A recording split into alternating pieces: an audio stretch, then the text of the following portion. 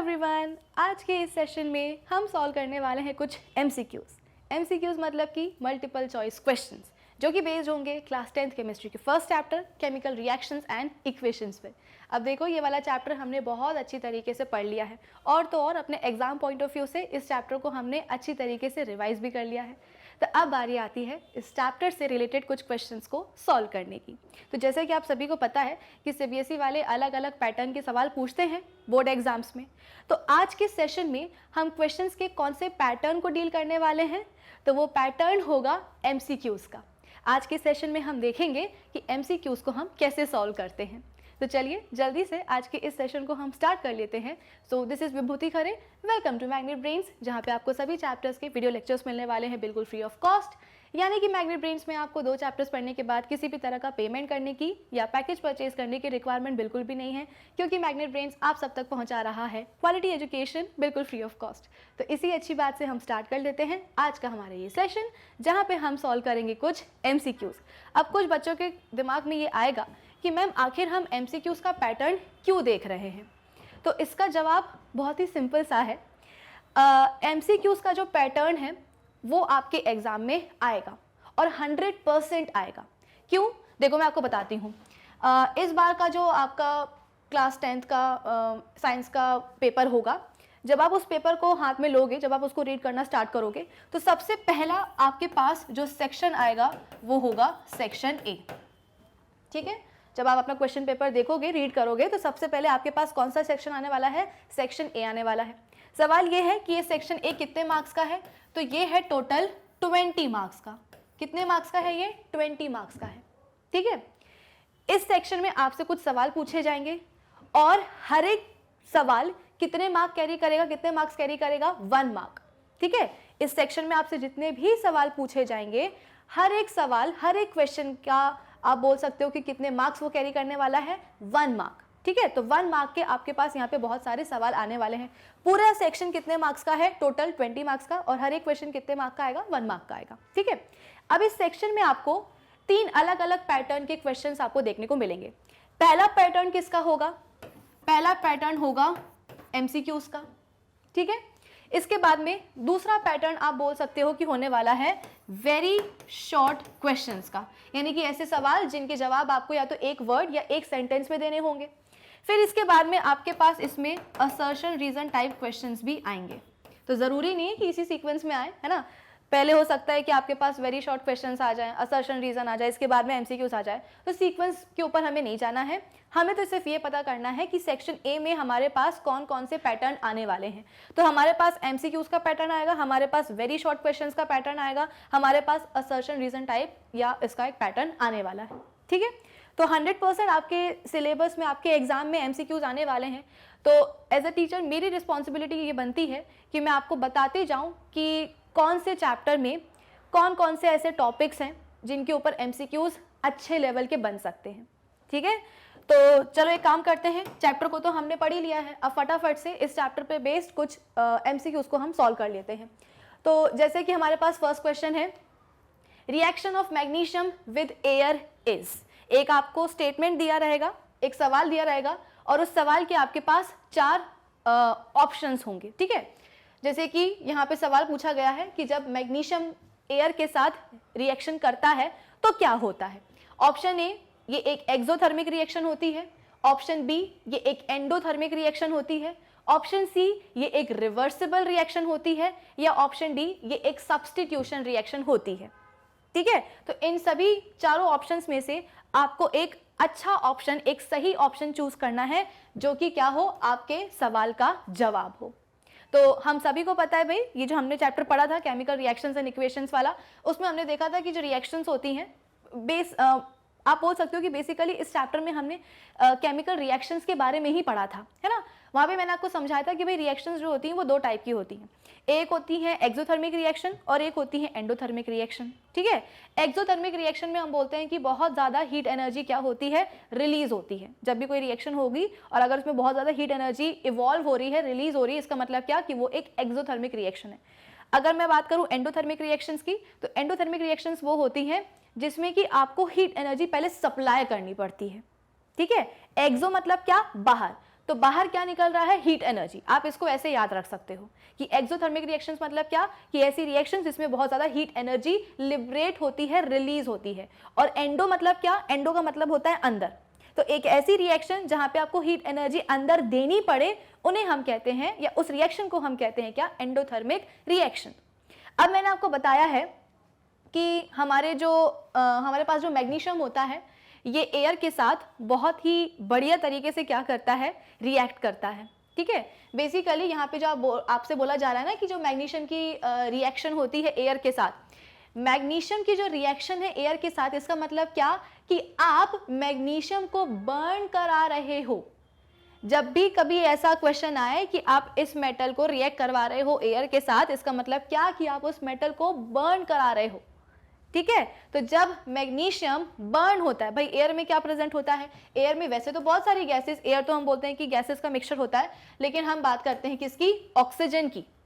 ठीक है, तो जैसे कि मैंने आपको पहले भी बताया था ऑक्सीजन के लिए कि ऑक्सीजन का काम क्या होता है, जहां देखो आग लगा देती है। तो अगर मैग्नीशियम एयर में रिएक्ट कर रहा है, इसका मतलब मैग्नीशियम क्या कर रहा है, ऑक्सीजन के साथ रिएक्ट कर रहा है, और डेफिनेटली वो क्या कर रहा है, जल रहा है। तो ये क्या हो जाएगी, एक एक्सोथर्मिक रिएक्शन हो जाएगी। ठीक है, तो इस सवाल का सही जवाब क्या होगा, option A, it is an exothermic reaction. बहुत ज्यादा हीट एनर्जी, बहुत ज्यादा नहीं तो हाँ, हीट एनर्जी जरूर इस रिएक्शन में लिबरेट होने वाली है, रिलीज होने वाली है। कब, जब मैग्नीशियम रिएक्ट करेगा एयर के साथ, टू बी मोर स्पेसिफिक, जब मैग्नीशियम रिएक्ट करेगा किसके साथ, ऑक्सीजन के साथ। ठीक है, अब देखो कुछ बच्चों के दिमाग में ये आएगा कि मैम आप तो मतलब ये जितने भी क्वेश्चंस आप करवा रहे हो, ये सिर्फ उन्हीं बच्चों से बनेंगे जिनने चैप्टर को रिवाइज कर लिया है या चैप्टर को अच्छी तरीके से पढ़ लिया है। बाकी अभी तक तो हमने अपना रिवीजन स्टार्ट ही नहीं किया। हाँ, पहले पढ़ा था चैप्टर हमने अपने इंटरनल असेसमेंट के टाइम पर, लेकिन अभी हमने लेटेस्ट में वाला चैप्टर रिवाइज नहीं किया है। तो हो सकता है कि आज का जो सेशन है आपका, ये हमारे लिए इम्पॉर्टेंट ना हो, हमसे क्वेश्चंस को सॉल्व करते ना बने। तो ऐसा नहीं है। मैं मानती हूँ कि देखो कुछ बच्चे ऐसे होंगे जिनने रिवीजन कर लिया है और अब वो यहाँ पे आ गए हैं प्रैक्टिस के लिए, है ना, तो उनके लिए तो ये चीज़ बहुत अच्छी है। लेकिन हमारे वो वाले बच्चे जिन्होंने अभी रिवीजन नहीं किया है और सीधे वो इस सेशन में आ गए हैं, तो ऐसा नहीं है कि उनके लिए ये वाला सेशन इंपॉर्टेंट नहीं है या उनके लिए काम का नहीं है, बिल्कुल काम का है। क्यों? क्योंकि कई बार ना हम चीज़ों को क्वेश्चंस के फॉर्म में ही सीखते हैं। फॉर एग्जाम्पल, मैं आपको अगर 5 क्वेश्चंस देती हूँ, ठीक है, टोटल मैंने आपको कितने क्वेश्चंस दिए हैं, 5 क्वेश्चंस दिए हैं। अब इन 5 क्वेश्चंस में से 4 क्वेश्चंस के आंसर आपको अच्छी तरीके से पता थे, आप बिल्कुल श्योर थे, ठीक है, तो 5 में से 4 क्वेश्चंस के आंसर के लिए आप क्या थे, श्योर थे। इसके बाद में जो रिमेनिंग एक क्वेश्चन बचा, उसके लिए आपको थोड़ा सा डाउट था आपके मन में कि पता नहीं इसका एग्जैक्ट आंसर यही है या फिर कुछ और है, लेकिन आपने क्या किया, जय माता दी करके जो है ना टिक कर दिया। अब क्या होगा कि आपको के दिमाग में कहीं ना कहीं ये होगा कि हो सकता है कि हमारे कितने मार्क्स आए, फुल मार्क्स आए। क्यों? क्योंकि 5 में से 4 क्वेश्चंस के आंसर तो हमको कंफर्म थे, बचा एक, तो वो हमने जो है ना अपनी टेक्निक, अपनी स्किल्स का यूज करके जो है ना उस बचे हुए एक क्वेश्चन का भी आंसर हमने तुक्के में दे दिया। तो हो सकता है कि हम कितने मार्क्स स्कोर करें, फुल मार्क्स स्कोर करें। लेकिन हुआ क्या, जो आपने तुक्का मारा था ना जय माता दी लेट्स रॉक करके, वो थोड़ा सा गड़बड़ हो गया। ठीक है, तो जो क्वेश्चन आपका गलत हुआ है, जिसके कारण आप फुल मार्क्स स्कोर नहीं कर पाए हो, उस सवाल का जवाब आप कभी नहीं भूलोगे। आप देखोगे अपनी आंसर शीट को कि अच्छा ये नहीं था, ये था, है ना, तो वो आप आंसर, उस क्वेश्चन का आंसर आप कभी नहीं भूलोगे। हो सकता है कि ये जो 4 है ना, इनके जवाब आप भूल जाओ, लेकिन जो गलत हुआ है वो कभी नहीं भूलोगे। तो बात ये नहीं है कि क्वेश्चन का जो आंसर है वो हमेशा आप सही ही दो, ऐसा नहीं है, गलत भी हो सकता है, लेकिन टारगेट क्या होना चाहिए कि आप एटलीस्ट क्वेश्चंस को अटेम्प्ट करो। इसीलिए आपको बार बार बोला जाता है कि क्वेश्चंस को अटेम्प्ट किया जाए, है ना। बन रहा है नहीं बन रहा है वो तो बात की बात है, लेकिन अगर आप क्वेश्चंस को अटेम्प्ट ही नहीं करोगे तो फिर कैसे काम चलेगा। अगर आप क्वेश्चंस को अटेम्प्ट नहीं करते हो ना, तो कोई भी नई चीज सीखने की पॉसिबिलिटी को आप वहीं के वहीं रोक देते हो। जैसे कि मैंने आपको बोला कि बहुत सारे बच्चे ऐसे भी होंगे हमारे पास जिनने अभी रिवीजन नहीं किया है इस चैप्टर का, लेकिन ऐसा इसका मतलब ये नहीं कि उनके लिए ये वाला सेशन यूजफुल नहीं है, बिल्कुल यूजफुल है। भाई आप क्वेश्चंस की फॉर्म में ही कोई आज के सेशन में कोई आप एक अच्छी चीज, नई चीज सीख के जाओगे, तो सीखने की तो पॉसिबिलिटीज हमेशा रहनी चाहिए आपके पास। ये नहीं कि अगर आपने रिवीजन नहीं किया तो आप MCQs का सेशन देखोगे नहीं, बिल्कुल देखना चाहिए भाई। नहीं बन रहे सवाल कोई बात नहीं, कम से कम सवालों के थ्रू जो आपको मैं सही आंसर बता रही हूँ वो आंसर्स हमेशा के लिए आपके दिमाग में बैठ जाएंगे ना कि हाँ इस सवाल का जवाब नहीं बना था, आज के बाद बनेगा। सीधी सी बात है, ठीक है। चलो अब हम आ जाते हैं अपने सेकंड क्वेश्चन पे। सेकंड क्वेश्चन क्या है, what chemicals are used in fireworks. जो हम तरह तरह के फटाके फोड़ते हैं ना, फटाके क्यों फोड़ते हैं भाई, क्योंकि उनसे बहुत सुंदर लाइट निकलती है ना। जो शॉट्स होते हैं हमारे, ब्लू लाइट होती है, ग्रीन होती है, ऑरेंज होती है, येलो होती है, वाइट लाइट होती है, तो वो चीज़ें काफ़ी अट्रैक्टिव लगती हैं, है ना। तो सवाल ये है कि फायरवर्क्स में यूज़ होने वाले केमिकल्स कौन कौन से होते हैं। तो ऑप्शन ए है आपके पास कॉपर क्लोराइड, ऑप्शन बी है आपके पास कैल्शियम क्लोराइड, ऑप्शन सी है आपके पास बेरियम क्लोराइड, या ऑप्शन डी है आपके पास ऑल ऑफ द अबव। यानी कि इन तीनों में से या तो कोई एक होगा या फिर सभी के सभी केमिकल्स फायरवर्क्स में यूज होते हैं। अब जहां तक मुझे याद आ रहा है, इस क्वेश्चन का रिवीजन हमने अपने रिवीजन सीरीज के सेशन में नहीं किया था, ठीक है। लेकिन हुआ क्या, कहीं ना कहीं किसी न किसी फॉर्म में तो इस टॉपिक को हम रिवाइज कर ही रहे हैं ना, इस टॉपिक को कवर कर ही रहे हैं। तो आपको क्या लगता है इस सवाल का सही जवाब क्या होना चाहिए? इस सवाल का सही जवाब होना चाहिए option D, all of the above. Copper, barium and calcium chloride, तीनों ही केमिकल्स का यूज किया जाता है फायरवर्क्स में।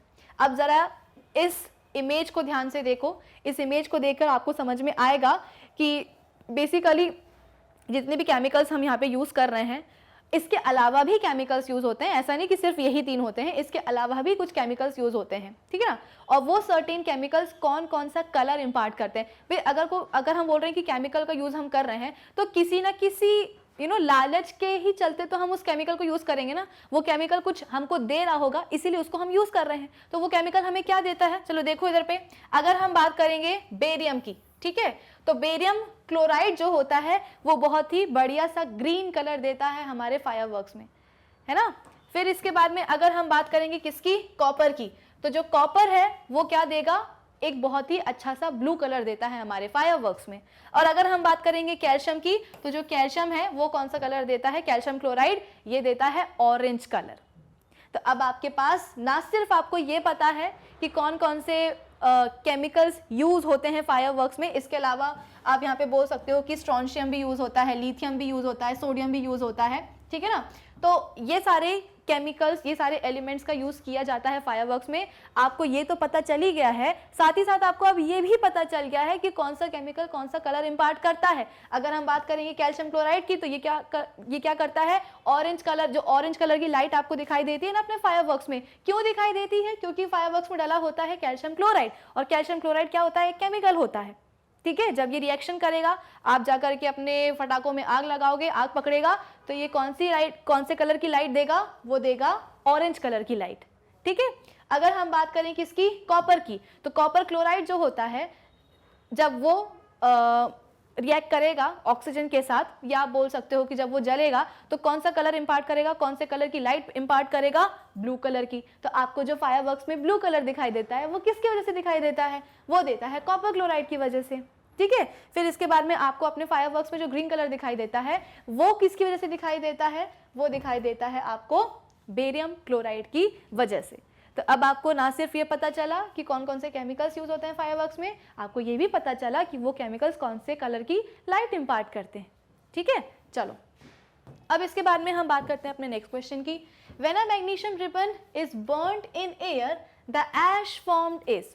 भाई किसी भी चीज़ को आप अगर एयर में बर्न करोगे, उसको जलाओगे, तो कोई ना कोई आप बोल सकते हो कि जैसे कि आप बोल सकते हो कि कोई ना कोई उसका रेसिड्यू तो आपको जरूर देखने को मिलेगा ना। जैसे कि अगर आपके पास पेपर है, पेपर को अगर आप जलाओगे, आपके पास इतना बड़ा पेपर, अगर आप उसको जलाओगे तो आपके पास थोड़ी सी क्या आएगी, राख आएगी। राख क्या है, एक रेसिड्यू तो है।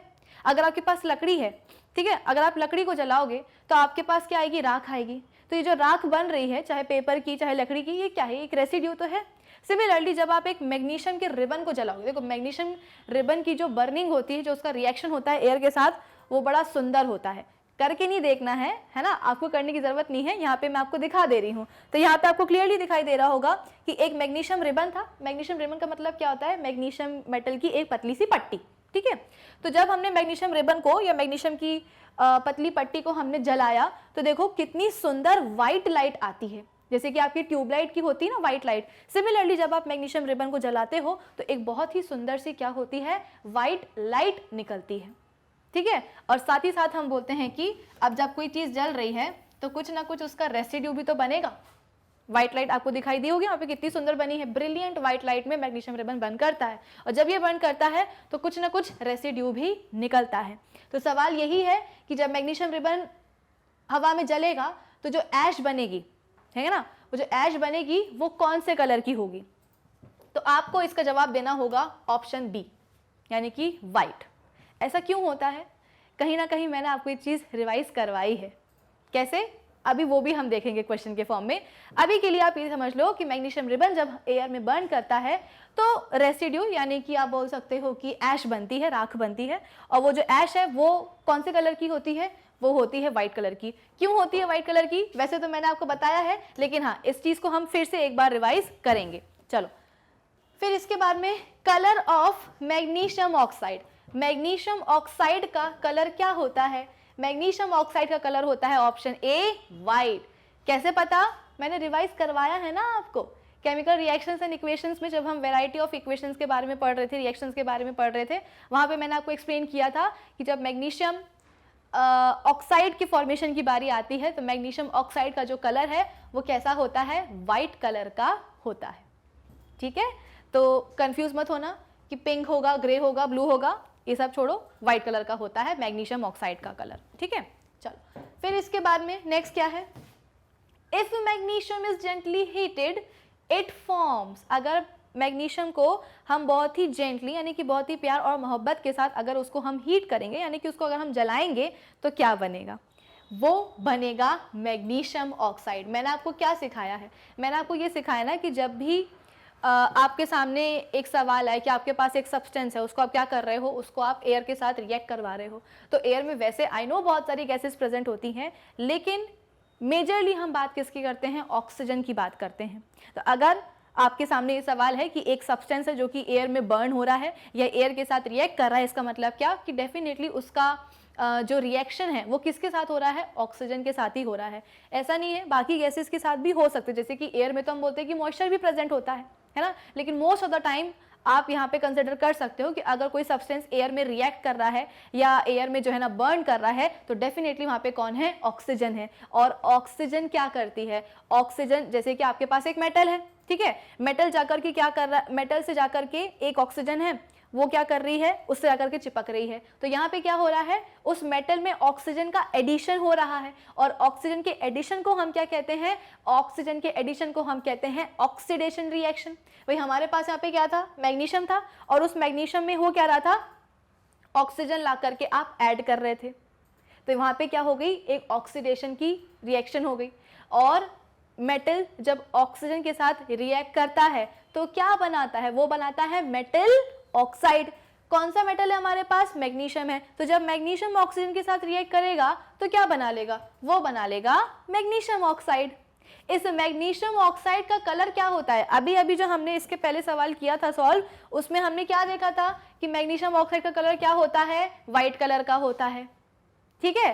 अब इसके भी पहले जो हमने क्वेश्चन सॉल्व किया था कि भाई जब मैग्नीशियम बर्न करेगा एयर में तो जो ऐश बनेगी वो कौन से कलर की होगी? व्हाइट कलर की होगी। तो क्यों होगी व्हाइट कलर की?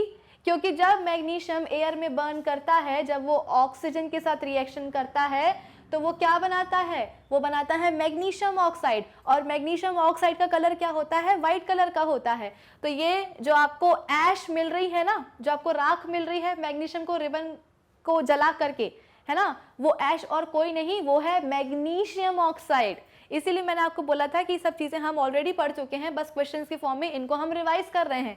तो ये मत सोचना जैसे कि सीधे सीधे सवाल नहीं आया कि भाई मैग्नीशियम जो है ना एयर में बर्न करता है तो वो क्या बनाता है। तो उसका तो आपको जवाब पता है कि हाँ भाई ऑक्सीजन का एडिशन हो रहा है तो मेटल क्या करेगा? ऑक्साइड बनाएगा, यानी कि मैग्नीशियम ऑक्साइड बन जाएगा। तो आपसे सीधा सीधा ये नहीं पूछा कि मैग्नीशियम ऑक्साइड का कलर क्या है, घुमा के पूछा जा रहा है कि मैग्नीशियम जब एयर में बर्न करता है तो जो ऐश निकलती है उसका क्या कलर है। वो ऐश, ऐसा मत सोचना कि मैम ने तो ऐश के बारे में कुछ पढ़ाया ही नहीं, वो जो जिस ऐश की बात कर रहे हैं ना वो ऐश कौन है? मैग्नीशियम ऑक्साइड ही है। तो अगर आपको मैग्नीशियम ऑक्साइड का कलर पता है तो इस सवाल का जवाब आपसे बन जाना चाहिए कि ऑप्शन बी होगा व्हाइट कलर का। आई बात आपको समझ में? तो MCQs को सॉल्व करना इसीलिए ज़रूरी है क्योंकि मैं आपको बताना चाहती हूँ कि कैसे बहुत ही सिंपल सी चीज़ है ये। आप खुद ही सोचो, हम सबको पता है ये चीज़, हमने ऑलरेडी चैप्टर में पढ़ चुकी है, रिवाइज करके रखी है, लेकिन हुआ क्या, घुमा के पूछ रहा है। सीधे सीधे नहीं पूछा कि मैग्नीशियम ऑक्साइड जो बनेगा मैग्नीशियम के बर्निंग के कारण उसका कलर क्या होगा, घुमा के पूछा है कि ऐश का कलर क्या होगा। तो बच्चे उसमें कंफ्यूज हो जाएंगे कि भाई ऐश के बारे में तो हमें कुछ पता ही नहीं है, हमें तो ये भी नहीं पता कि ऐश बनती भी है या नहीं बनती है। ठीक है, तो आई होप इस सवाल का सभी को जवाब समझ में आ गया होगा कि जब जेंटली हीट करेंगे मैग्नीशियम को तो क्या बनेगा, वो बन जाएगा मैग्नीशियम ऑक्साइड। ठीक है, चलो अब हम बात करते हैं अपने नेक्स्ट क्वेश्चन की। When carbon dioxide is passed through lime water, अब ये वाला क्वेश्चन भी हम सबको पता है। हमारे पास क्या है, लाइम वाटर। लाइम वाटर मतलब क्या, कैल्शियम हाइड्रोक्साइड का आपके पास क्या है, एक्वस सोल्यूशन है। कैल्शियम हाइड्रोक्साइड था आपके पास, यहाँ पे 2 भी लगाना चाहिए, कैल्शियम हाइड्रोक्साइड था आपके पास, ठीक है, और उसको आपने क्या करा है, पानी में घोल दिया, तो वो क्या बन गया, लाइम वाटर बन गया। ठीक है, अब इस लाइम वाटर में आप क्या करोगे, कार्बन डाइऑक्साइड गैस पास कराओगे। तो क्या ये रिएक्शन हमने पढ़ी हुई है, बिल्कुल पढ़ी हुई है। यहाँ पे क्या बनने वाला है भाई, यहाँ पे हम बोलते हैं कि बनने वाला है कैल्शियम कार्बोनेट प्लस वाटर। ठीक है, तो ये रिएक्शन क्या होगी, यहाँ पे बेसिकली ये जो रिएक्शन है ना, इसको हम कार्बन डाइऑक्साइड का टेस्ट भी बोलते हैं। क्या बोलते हैं इसको, हम कार्बन डाइऑक्साइड का टेस्ट भी बोलते हैं। अगर आपको पता करना है कि किसी रिएक्शन में कार्बन डाइऑक्साइड गैस इवॉल्व हुई है या नहीं हुई है, तो आप क्या करोगे, जैसे कि आपने एक रिएक्शन करी और उस रिएक्शन में कार्बन डाइऑक्साइड इवॉल्व हुई, अब आपको ये पता है कि कोई ना कोई गैस जो है ना इवॉल्व हुई है, और आपको लग भी रहा है कि ब्रिस्क एफरवेसेंस निकली है, तो हो सकता है कि ये कौन सी गैस है, कार्बन डाइऑक्साइड गैस है, लेकिन आप श्योर नहीं हो। तो श्योर होने के लिए आप क्या करोगे, टेस्ट लगाओगे। कैसे टेस्ट लगाओगे, एक टेस्ट ट्यूब लोगे, टेस्ट ट्यूब में जो है ना कैल्शियम हाइड्रोक्साइड का आप एक्वा सोल्यूशन लोगे, यानी कि आप क्या लोगे, लाइम वाटर लोगे। ठीक है ना, उस लाइम वाटर को आप कहाँ रखोगे, बेसिकली आपके पास जो टेस्ट ट्यूब है जिसमें आपके पास लाइम वाटर है, उस टेस्ट ट्यूब के माउथ के पास आप वो गैस लेकर के आओगे जो कि आपकी रिएक्शन में क्या हुई है, इवॉल्व हुई है। ठीक है, जैसे कि आप इसको ऐसे कर सकते हो कि सपोज आपके पास एक टेस्ट ट्यूब है, टेस्ट ट्यूब में आपने रिएक्शन करी और उसमें कुछ ब्रिस्क एफरवेसेंस निकली है ना, और आपने सोचा कि कार्बन डाइऑक्साइड गैस निकली है। आप कैसे पता करें कि कार्बन डाइऑक्साइड है या नहीं, तो इस टेस्ट ट्यूब के पास आप क्या लेकर के आ जाओ, एक दूसरी टेस्ट ट्यूब लेकर के आ जाओ जिसमें क्या भरा हुआ है, यही कैल्शियम हाइड्रोक्साइड का एक्वा सोल्यूशन यानी कि लाइम वाटर भरा हुआ है। ठीक है, तो होगा क्या, जैसे ही ये कार्बन डाइऑक्साइड आपकी पहली वाली टेस्ट ट्यूब से निकलेगी, ये कहाँ जाएगी, आपकी दूसरी वाली टेस्ट ट्यूब के माउथ के पास जाएगी, है ना, और अल्टीमेटली कार्बन डाइऑक्साइड कहाँ चली जाएगी, आपकी दूसरे वाली टेस्ट ट्यूब के अंदर चली जाएगी। अंदर जाकर के होगा क्या, ये लाइम वाटर के साथ जो है रिएक्ट करेगी और क्या बन जाएगा, कैल्शियम कार्बोनेट बन जाएगा, प्लस हम बोलते हैं कि पानी भी बनेगा। लेकिन हमें कैसे पता चलेगा कि कैल्शियम कार्बोनेट बना है और पानी बना है, सीधी सी बात है, ये जो आपके पास लाइम वाटर का सोल्यूशन दिख रहा है, एक्वा सोल्यूशन आपको दिखाई दे रहा होगा, ये कैसा हो जाएगा, ये हो जाएगा कुछ इस तरीके का, मिल्की टर्न हो जाएगा। भाई जैसे कि मैंने आपको बोला कि कार्बन डाइऑक्साइड गैस क्या करेगी, जाकर के लाइम वाटर के साथ रिएक्ट करेगी और कैल्शियम कार्बोनेट बनाएगी। तो हमें पता कैसे चलेगा कैल्शियम कार्बोनेट बना है, क्योंकि जो आपका लाइम वाटर है ना वो हो जाएगा मिल्की, यानी कि दूध जैसा सफेद हो जाएगा। जैसे कि नहीं, एक गिलास पानी में अगर आपने 2-3 या 1 चम्मच आपने क्या करा है, दूध डाल दिया है, तो वो कैसा अजीब सा व्हाइट कलर का हो जाता है। कुछ इसी तरीके का लाइम वाटर भी क्या हो जाएगा, मिल्की हो जाएगा। तो आप बोलोगे कि भाई वहां पे क्या बन गया है, कैल्शियम कार्बोनेट का पीपीटी बन गया है। क्या बन गया है, कैल्शियम कार्बोनेट का पीपीटी बन गया है। और अगर आपने इस लेवल पर कार्बन डाइऑक्साइड गैस को पास करवाना नहीं छोड़ा और आप क्या कर रहे हो, continuously carbon dioxide gas pass करा ही रहे हो, तो अल्टीमेटली क्या बन जाएगा, अल्टीमेटली कैल्शियम हाइड्रोजन कार्बोनेट यानी कि कैल्शियम बाइकार्बोनेट बन जाएगा। और इसके बनने के बाद क्या होगा, जो मिल्कीनेस आपको दिखाई दे रही है ये चली जाएगी। क्यों चली जाएगी, क्योंकि ये जो कैल्शियम हाइड्रोजन कार्बोनेट यानी कि जो कैल्शियम बाइकार्बोनेट बना है, ये क्या होता है, ये हम पानी में बोलते हैं कि सोलेबल होता है, तो जाकर के घुल जाएगा पानी में, और जो मिल्कीनेस आपको दिखाई दे रही थी इनिशियली, वो क्या हो जाएगी, गायब हो जाएगी। तो ये टेस्ट होता है किसका, कार्बन डाइऑक्साइड का, पता करने के लिए कि आपने जो केमिकल रिएक्शन करी है उसमें जो गैस इवॉल्व हुई है वो कार्बन डाइऑक्साइड है कि नहीं। अब सवाल ये है कि क्या ज़रूरत पड़ गई हमें कार्बन डाइऑक्साइड गैस के लिए टेस्ट लगाने की। ज़रूरत ये है क्योंकि कार्बन डाइऑक्साइड गैस एक कलरलेस और एक ओडरलेस गैस होती है। इसका कोई पिक्यूलियर ओडर नहीं होता, कोई इसकी पिक्यूलियर स्मेल नहीं होती, ना ही इसका कोई पिक्यूलियर कलर होता है, ये कलरलेस होती है। भाई हमारी जो एयर है, हमारे सराउंडिंग में जो एयर है, इसमें कार्बन डाइऑक्साइड भी है, इसमें ऑक्सीजन भी है। तो क्या आपको कहीं कार्बन डाइऑक्साइड और ऑक्सीजन चमकते हुए दिखाई देते हैं? नहीं दिखाई देते। क्यों? क्योंकि दोनों ही कैसे हैं, कलरलेस है, दिखाई नहीं देते।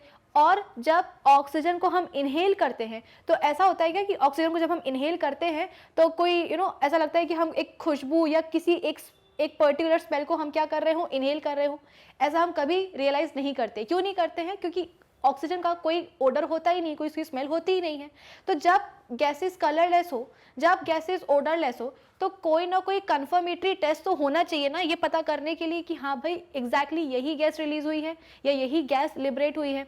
जैसे कि देखो, ऐसा नहीं है कि सभी गैसेस कलरलेस या ओडरलेस होती हैं। देयर आर सर्टेन गैसेस जिनके पास उनका एक पिक्यूलियर स्मेल होता है और एक पिक्यूलियर कलर होता है। जैसे कि अगर मैं बात करूँ नाइट्रोजन डाइऑक्साइड की, है ना, अगर मैं बात करूँ किसकी, नाइट्रोजन डाइऑक्साइड की, तो ये जो गैस है इसकी आपको फ्यूम्स निकलती हुई दिखाई देंगी रेडिश ब्राउन कलर की। तो अगर आपने कोई रिएक्शन किया है और उसमें जो है ना रेडिश ब्राउन कलर की जो गैस है वो इवॉल्व हो रही है, तो डेफिनेटली वो कौन है, नाइट्रोजन डाइऑक्साइड है। तो जिनका कलर है उनको पहचानना आसान है, जिनका ओडर है ना, सल्फर की एक गैस होती है जिसका जो स्मेल है वो रॉटन एग्स लाइक होता है, यानी कि सड़े हुए अंडों की बदबू आती है। तो जिनका स्मेल है पर्टिकुलर उनको पहचानना आसान है, जिनके पास नहीं है उनका क्या करें, टेस्ट लगाना पड़ेगा। ठीक है, तो आई होप ये वाला क्वेश्चन सभी बच्चों के समझ में आ गया होगा। तो सही जवाब क्या होगा, ऑप्शन सी। चलो अब हम जल्दी से चलते हैं अपने नेक्स्ट क्वेश्चन के ऊपर। नेक्स्ट क्वेश्चन क्या है, when crystals of lead nitrate are heated strongly in a dry test tube. ये वही वाली रिएक्शन है जिसके बारे में अभी मैं आपको बता रही थी। इसमें होता क्या है, सबसे पहले तो आपके पास होना चाहिए लेड नाइट्रेट। ठीक है, तो लेड नाइट्रेट क्या होता है, PbNO3 होल ट्वाइस 2। क्यों? क्योंकि लेड की जो वैलेंसी है वो कितनी होती है, +2 होती है। ठीक है, तो होल ट्वाइस ब्रैकेट में बंद करके हम क्या लिखेंगे, 2 लिखेंगे। अब आपके पास एक टेस्ट ट्यूब है, ड्राई टेस्ट ट्यूब है, उसमें आप क्या कर रहे हो, अपने लेड नाइट्रेट को हीट कर रहे हो। एक और चीज़ यहाँ पे देख लो कि जो लेड नाइट्रेट है वो कौन से कलर का होता है, वो होता है वाइट कलर का। ठीक है, तो कलर भी आपके लिए याद रखना इंपॉर्टेंट है। ये रिएक्शन भी हम ऑलरेडी पढ़ चुके हैं, है ना, बस क्या कर रहे हैं, एक बार फिर से दूसरे पैटर्न के क्वेश्चन के फॉर्म में इसे हम समझने की कोशिश कर रहे हैं। तो लेड नाइट्रेट को जब हम हीट करेंगे तो क्या होगा, सबसे पहले तो ये जो व्हाइट कलर का सॉलिड है ये किस में चेंज हो जाएगा, ये हो जाएगा येलो कलर के सॉलिड में। यहाँ पे मैं लिख भी देती हूँ व्हाइट कलर का सॉलिड। ठीक है, ये हम बोलते हैं कि येलो कलर के सॉलिड में चेंज हो जाएगा। क्यों चेंज हो जाएगा येलो कलर के सॉलिड में, क्योंकि वहाँ पे क्या बन जाएगा, लेड ऑक्साइड बन जाएगा। लेड नाइट्रेट का कलर होता है व्हाइट और लेड ऑक्साइड का कलर क्या होता है, येलो। ठीक है, तो यहाँ पे हम बोलते हैं कि yellow coloured solid will be formed. ठीक है, इसके अलावा कुछ और बनेगा क्या, बिल्कुल बनेगा। यहाँ पे हम बोलते हैं कि वही वाली गैस जिसके बारे में मैंने आपको अभी बताया था, यहाँ पे बनने वाली है कौन, नाइट्रोजन डाइऑक्साइड गैस। कौन बनेगी यहाँ पे, नाइट्रोजन डाइऑक्साइड गैस बनेगी। कुछ और बनेगा क्या, बिल्कुल बनेगा, यहाँ पे बनेगा ऑक्सीजन। अब देखो ये रिएक्शन कौन सी वाली रिएक्शन है, कौन से टाइप की है, तो यहाँ पे आपको क्लियरली देख रहा है कि आपके पास एक चीज़ है, एक सब्सटेंस है, और उस सब्सटेंस को जब आप हीट प्रोवाइड कर रहे हो तो वो अपने सिंपलर फॉर्म्स में, सिंपलर सब्सटेंसेस में टूट रही है। यानी कि डेफिनेटली ये क्या है, ये है एक डीकॉम्पोजिशन रिएक्शन। ये क्या है, एक डीकॉम्पोजिशन रिएक्शन है जहाँ पे आप बोल रहे हो कि एक सब्सटेंस अपने सिंपलर फॉर्म्स में टूटता है। ठीक है, किस में टूट रहा है, व्हाइट कलर का solid lead nitrate, yellow colour के सॉलिड लेड ऑक्साइड में टूट रहा है, प्लस हम बोल रहे हैं कि दो गैसेस इवॉल्व हो रही हैं। अब ये दोनों गैसेस कैसी हैं, अलग अलग हैं। अगर हम बात करेंगे ऑक्सीजन की तो कलर नहीं होता, इसका कलरलेस होती है और ओडरलेस होती है। और अगर हम बात करेंगे किसकी, नाइट्रोजन डाइऑक्साइड की, तो अभी मैंने आपको बताया था कि इसका कलर कैसा होता है भाई, इसका कलर होता है रेडिश ब्राउन कलर का। ठीक है ना, ये रेडिश ब्राउन कलर की गैस होती है, रेडिश ब्राउन कलर्ड गैस। ठीक है, प्लस हम बोलते हैं कि इसकी एक इरिटेटिंग स्मेल भी होती है। बहुत सारी गैसेस ऐसी होती है जो हमारे आसपास होती हैं, उसको हम इनहेल भी करते हैं लेकिन हमें कुछ फ़र्क महसूस नहीं होता है ना। उनका कोई हम बोलते हैं कि इरिटेशन वो कॉज नहीं करते हैं, कोई उनकी पिक्यूलर स्मेल नहीं होती है। लेकिन अगर हम बात करेंगे नाइट्रोजन डाइऑक्साइड की तो हाँ रेडिश ब्राउन कलर की गैस तो है ही, साथ ही साथ हम बोलते हैं कि ये एक इरिटेटिंग गैस, इसकी एक इरिटेटिंग स्मेल भी होती है। तो अगर आप इसको इनहेल करते हो तो आपको इरिटेशन होगी। करके नहीं देखना है, बता दिया है मैंने आपको, ठीक है। तो आई होप ये वाली रिएक्शन सभी को समझ में आई होगी। तो पूछा क्या जा रहा था, जब लेड नाइट्रेट के क्रिस्टल्स को हम एक ड्राई टेस्ट ट्यूब में स्ट्रांगली हीट करेंगे तो क्या होगा, क्रिस्टल्स इमीडिएटली वो मेल्ट हो जाएंगे। Option B, a brown residue is left. Option C, white fumes appear in the test tube. या option D, a yellow residue is left. देखो क्रिस्टल्स मेल्ट हो जाएंगे, ठीक है, गलत नहीं है, ठीक है, उसको भी हम छोड़ देते हैं। ऑप्शन बी पे हम जाते हैं, अ ब्राउन रेसिड्यू इज लेफ्ट। कहां से भाई ब्राउन रेसिड्यू लेफ्ट होगा, ये कौन से कलर का था, लेड नाइट्रेट व्हाइट कलर का था, बना क्या, लेड ऑक्साइड, ठीक है। ये क्या है, ये एक सॉलिड है जो कि किसके कलर का है, येलो कलर का है। बाकी दो जो चीजें बनी हैं वो तो दोनों गैसेस हैं। तो गैसेस तो क्या होंगी, एयर में स्केप कर जाएंगी, नाइट्रोजन डाइऑक्साइड भी उड़ जाएगी और ऑक्सीजन भी उड़ जाएगी। तो आपकी टेस्ट ट्यूब में क्या रहेगा, टेस्ट ट्यूब में आपके पास लेड ऑक्साइड ही रहेगा जिसका कलर क्या होगा, येलो होगा। तो ब्राउन कलर का तो यहाँ पे कोई सवाल ही नहीं उठता। तो बी ऑप्शन को हमने एलिमिनेट कर दिया। फिर इसके बाद में white fumes appear in the test tube. क्यों मिलेंगे भाई व्हाइट फ्यूम्स, अभी मैंने आपको बताया है कि इसका तो कोई कलर होगा ही नहीं ऑक्सीजन का, होगा किसका, नाइट्रोजन डाइऑक्साइड का, वो भी कौन सा होगा, रेडिश ब्राउन। तो व्हाइट फ्यूम्स कहां से आ जाएंगी, नहीं आएंगी। तो ऑप्शन सी भी क्या होगा, गलत। ऑप्शन डी क्या बोल रहा है, अ येलो रेसिड्यू इज लेफ्ट। ये ऑप्शन बिल्कुल सही जा रहा है। क्यों, क्योंकि येलो रेसिड्यू की जिस बात कर रहे हैं, जिस येलो रेसिड्यू की, वो कौन होगा, वो होगा लेड ऑक्साइड। तो इसका सही जवाब क्या होना चाहिए इस क्वेश्चन का, ऑप्शन डी, कि हाँ भाई एक येलो रेसिड्यू पीछे छूट जाएगा। कब, जब आप लेड नाइट्रेट के क्रिस्टल्स को ड्राई टेस्ट ट्यूब में हीट करोगे। और ये रिएक्शन कौन से टाइप की होगी, ये होगी डिकम्पोजिशन रिएक्शन, ठीक है। चलो अब इसके बाद में हम बात करते हैं अपने नेक्स्ट क्वेश्चन की, कलर ऑफ सॉलिड मैग्नीशियम, ठीक है। सॉलिड मैग्नीशियम का कलर क्या होता है, जैसे कि आपको यहाँ पे एक इमेज में दिखाई दे रहा होगा, इसका कलर होता है सिल्वरी वाइट, ठीक है, या आप उसको बोल सकते हो सिल्वरी ग्रे, सिल्वरी वाइट नहीं सिल्वरी ग्रे बोलना चाहिए इसको, ठीक है। तो इसका सही जवाब क्या होगा, क्वेश्चन नंबर 8 का ऑप्शन बी, कि ये कैसा होता है कलर में, सिल्वरी ग्रे कलर का होता है। कौन, सॉलिड मैग्नीशियम।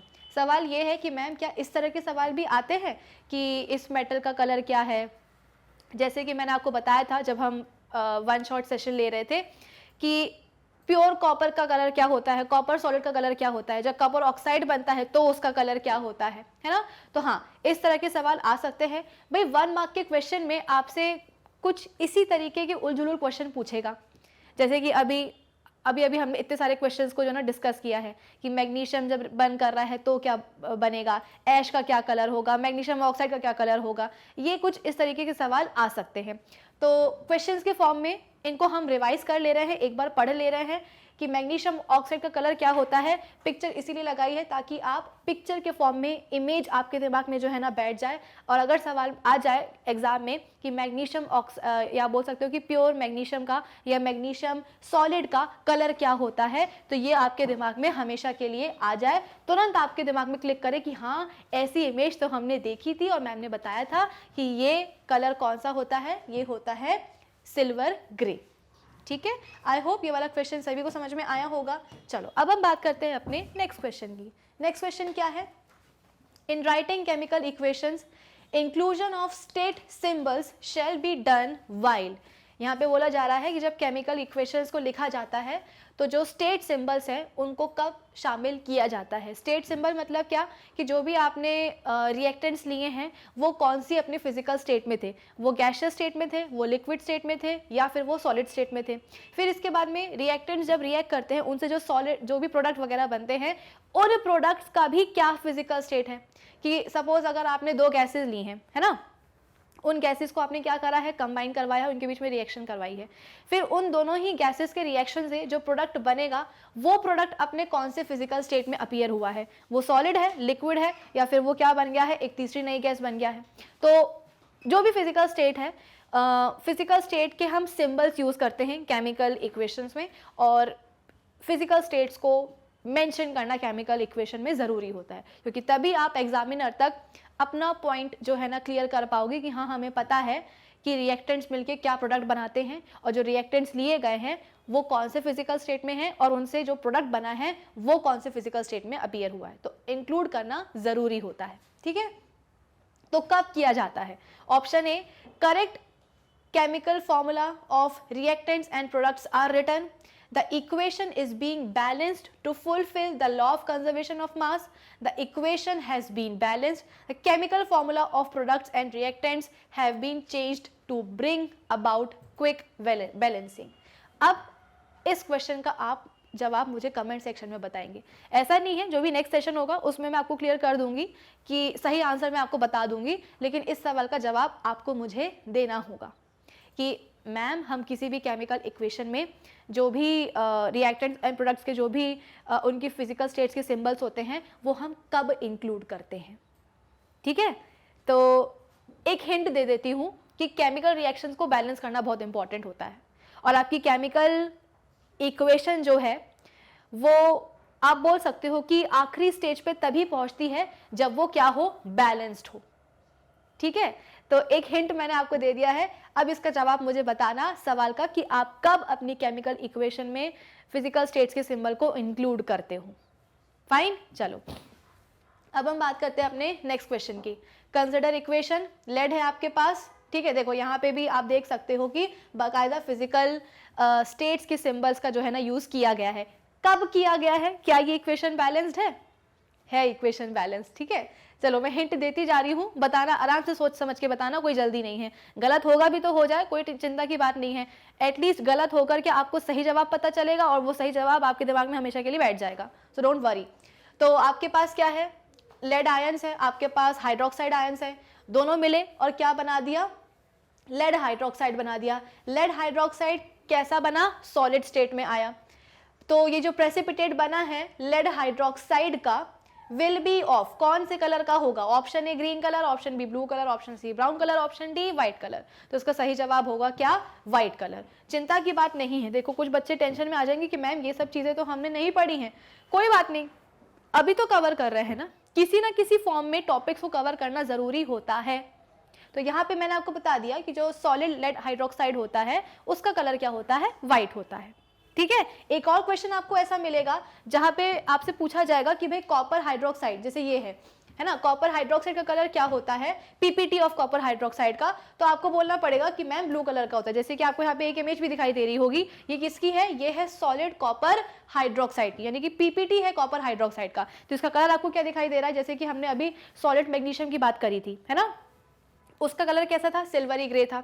अभी हमने लेड हाइड्रोक्साइड की बात करी, पीपीटी ऑफ लेड हाइड्रोक्साइड, क्या कलर था, व्हाइट कलर था। अब हम बात कर रहे हैं पीपीटी ऑफ कॉपर हाइड्रोक्साइड, तो इसका कलर कैसा होगा, ब्लू कलर का होगा, ठीक है। आई होप सभी को ये चीज समझ में आ गई होगी। चलो अब हम बात करते हैं अपने नेक्स्ट क्वेश्चन की। नेक्स्ट क्वेश्चन क्या है, कंसिडर द रिएक्शन। ये रिएक्शन दी गई है, सोडियम जो कि अपने सॉलिड स्टेट में है, ऑक्सीजन जो कि एक गैस है, दोनों मिलकर क्या बनाते हैं, सोडियम ऑक्साइड बना लेते हैं, जो कि क्या है, सॉलिड स्टेट में है। Moles of sodium needed to balance equation would be. अब यहाँ पे बोला जा रहा है कि इक्वेशन को बैलेंस करने के लिए आपको सोडियम के कितने मोल्स चाहिए हैं, ठीक है। तो कैसे पता करोगे, मोल कंसेप्ट क्लास 9th केमिस्ट्री का टॉपिक है, सभी को पता होगा। चलो यहाँ पे हमने लिख दिया सोडियम। इन शॉर्ट इस क्वेश्चन में हमसे ये इस रिएक्शन को बैलेंस करने के लिए बोल रहा है। तो बहुत ही हलवा सी इक्वेशन है, आसानी से इसको हम बैलेंस कर सकते हैं।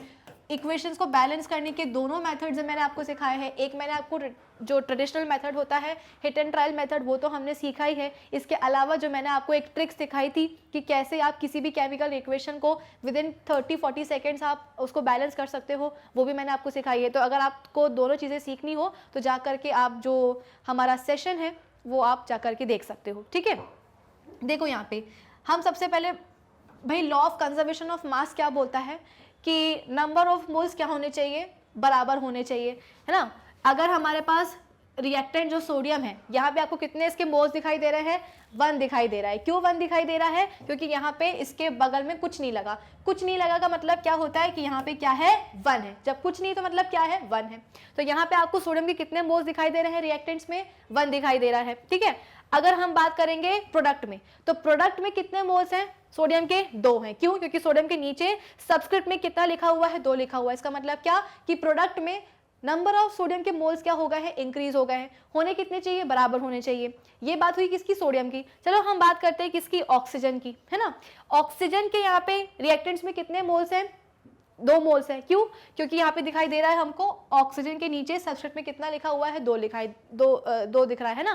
तो यानी कि यहाँ पे 2 ऑक्सीजन के एटम्स हैं। अगर हम बात करेंगे अपने प्रोडक्ट में, तो प्रोडक्ट में यहाँ पे आपको ऑक्सीजन के कितने एटम्स दिखाई दे रहे हैं? केवल एक ही दिखाई दे रहा है। क्यों? क्योंकि देखो ना यहाँ पे भी कुछ नहीं लिखा, मतलब यहाँ पे क्या है? डेफिनेटली 1 है ना। और ऑक्सीजन के नीचे सबस्क्रिप्ट में भी कुछ नहीं लिखा, यहाँ पे तो लिखा हुआ था 2, इसलिए हमने बोल दिया कि ऑक्सीजन के कितने एटम से 2 हैं, लेकिन यहाँ पे तो कुछ भी नहीं है, यानी कि यहाँ पे कितना है? 1 लिखा हुआ है। जब कुछ नहीं मतलब क्या है? 1 है। तो प्रोडक्ट में आप बोल रहे हो कि ऑक्सीजन के केवल एक ही एटम है, और यहाँ पे हम बोल रहे हैं कि रिएक्टेंट्स में 2 हैं। तो क्या करेंगे? सबसे पहले तो हम ऑक्सीजन के एटम्स को बढ़ाएंगे। कितना बढ़ाएंगे? 2 कर देंगे।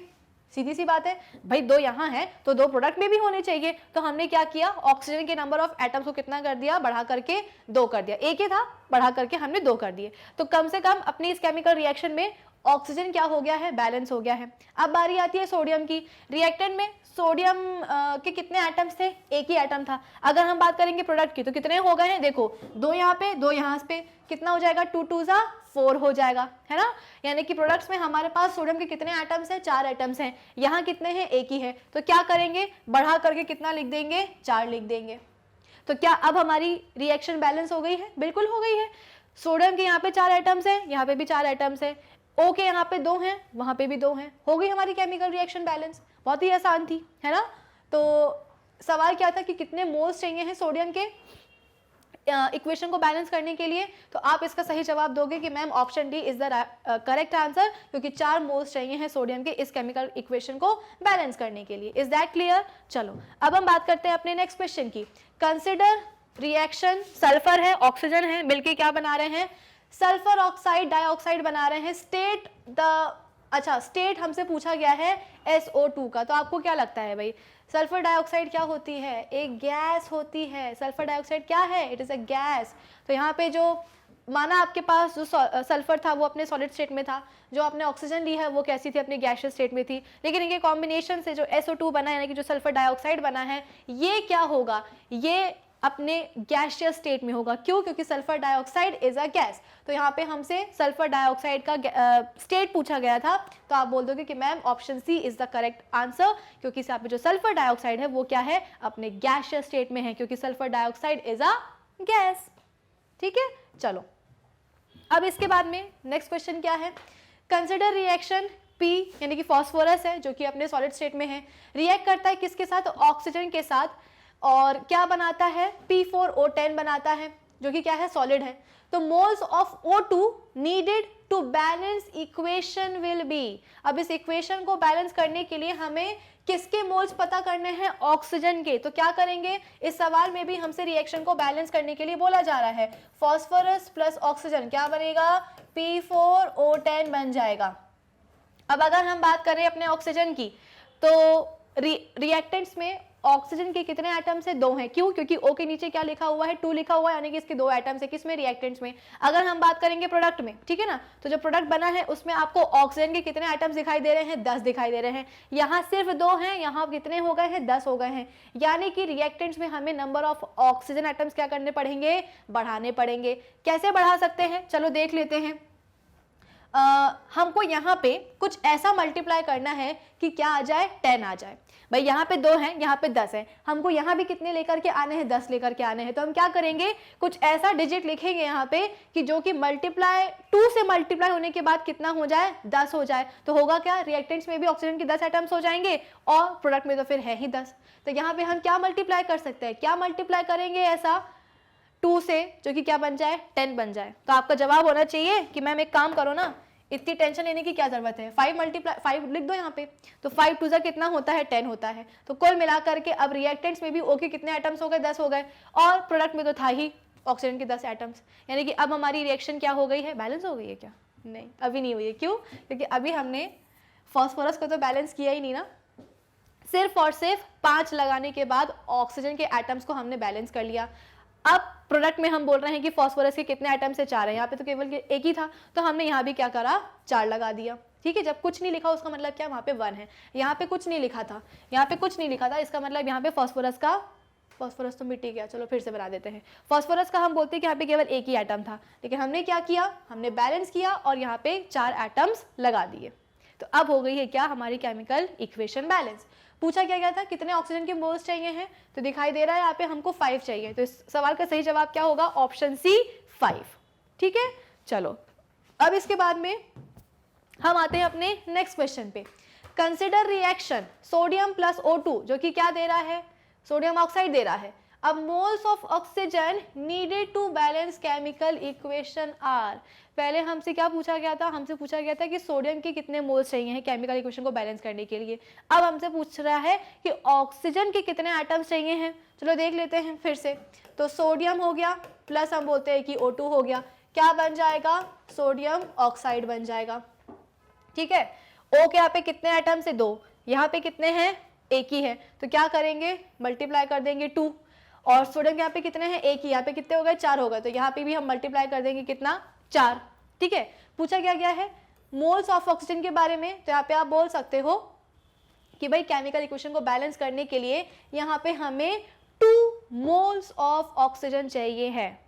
ठीक है, तो इसका सही जवाब क्या होगा इस क्वेश्चन का, ऑप्शन बी, कि मैम हमको 2 मोल्स चाहिए हैं ऑक्सीजन के इस केमिकल इक्वेशन को बैलेंस करने के लिए। क्यों, क्योंकि इस रिएक्शन में चाहे वो रिएक्टेंट्स हो चाहे फिर वो प्रोडक्ट्स हो, हर जगह आपको ऑक्सीजन के कितने एटम्स दिखाई दे रहे हैं, 2 एटम्स दिखाई दे रहे हैं। इसीलिए हमारा जवाब क्या होगा कि हमें ऑक्सीजन के 2 मोल्स चाहिए हैं अपने इक्वेशन को बैलेंस करने के लिए।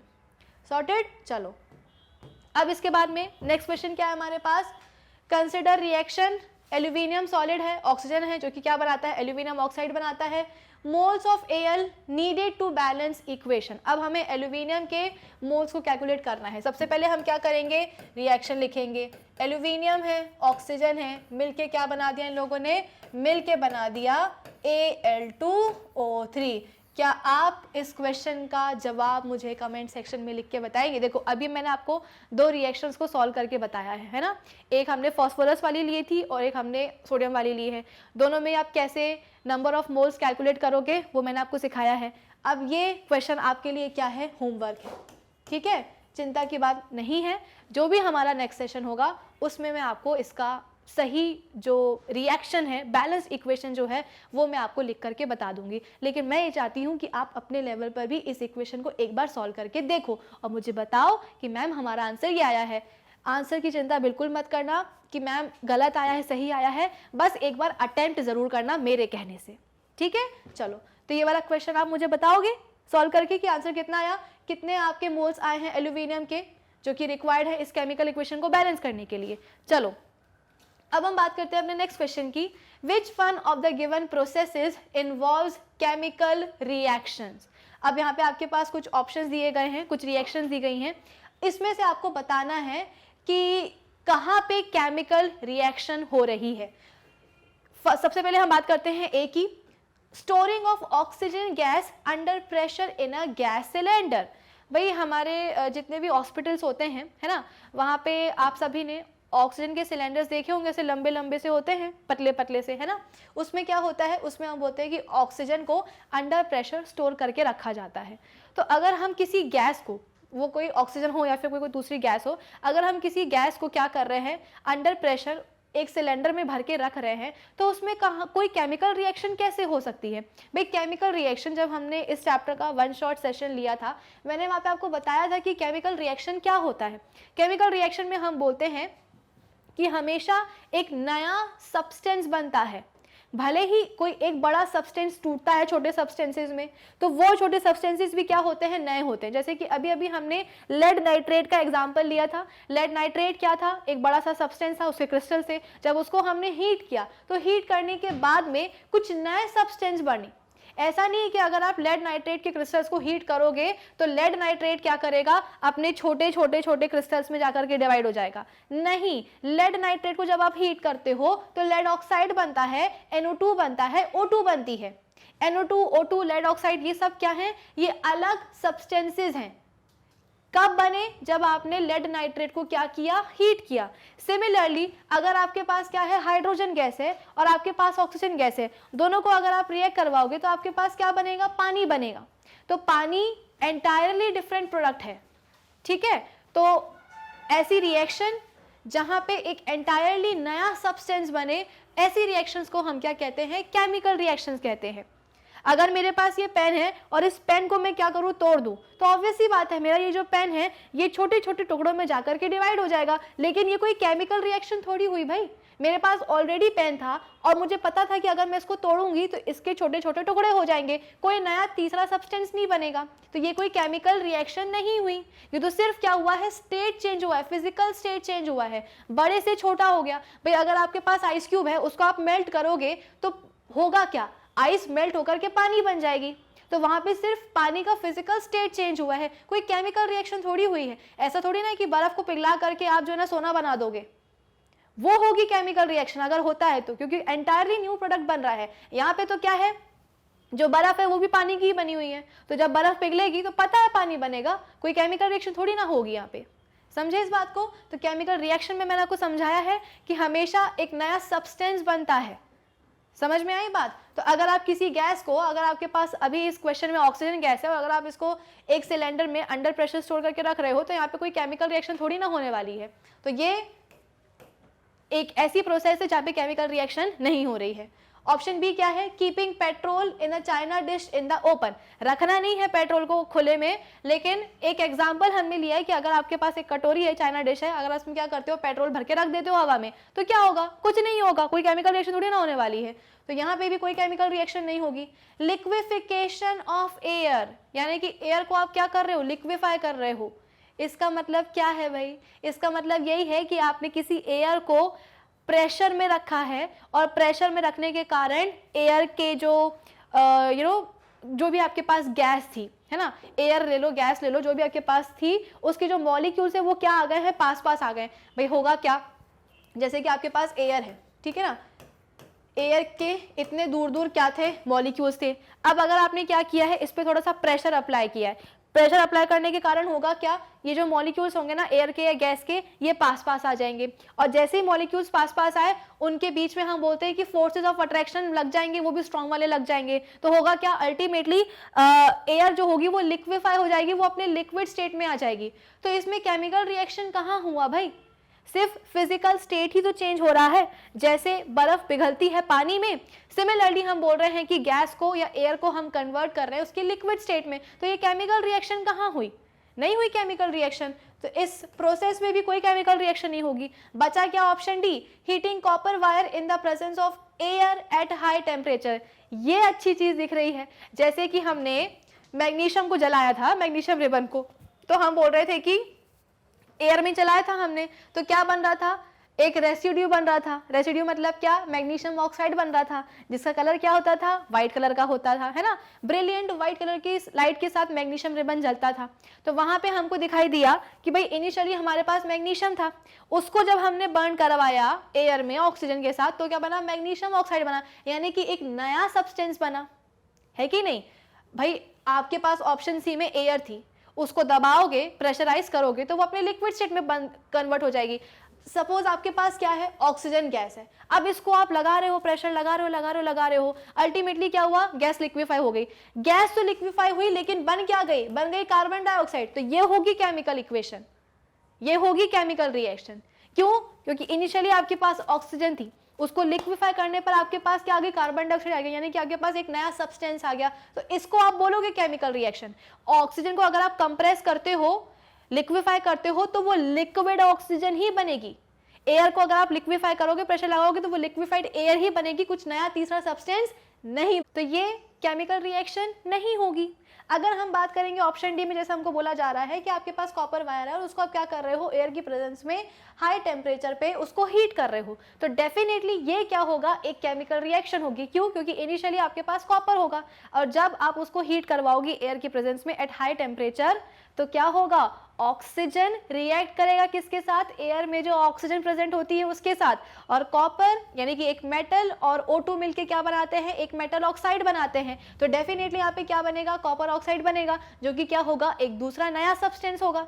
भाई आपके पास शुरुआत में थोड़ी ना कॉपर ऑक्साइड था, कब बना, जब आपने मेटल को हीट किया एयर की प्रेजेंस में एट हाई टेम्परेचर, तो आपके पास कॉपर ऑक्साइड बना है। और कॉपर अलग होता है और कॉपर ऑक्साइड अलग होता है, तो एक नया केमिकल सब्सटेंस बन रहा है, इसीलिए ये क्या होगा, एक केमिकल रिएक्शन यहाँ पे होगी इस प्रोसेस में। ठीक है, तो हमसे यही पूछा जा रहा था कि कौन सी प्रोसेस में जो है केमिकल रिएक्शन इन्वॉल्व है, तो आप बिल्कुल बोलना कि मैम ऑप्शन डी में जो प्रोसेस है उसमें केमिकल रिएक्शन इन्वॉल्व होगी। क्यों, क्योंकि उसमें एक नया सब्सटेंस बनेगा।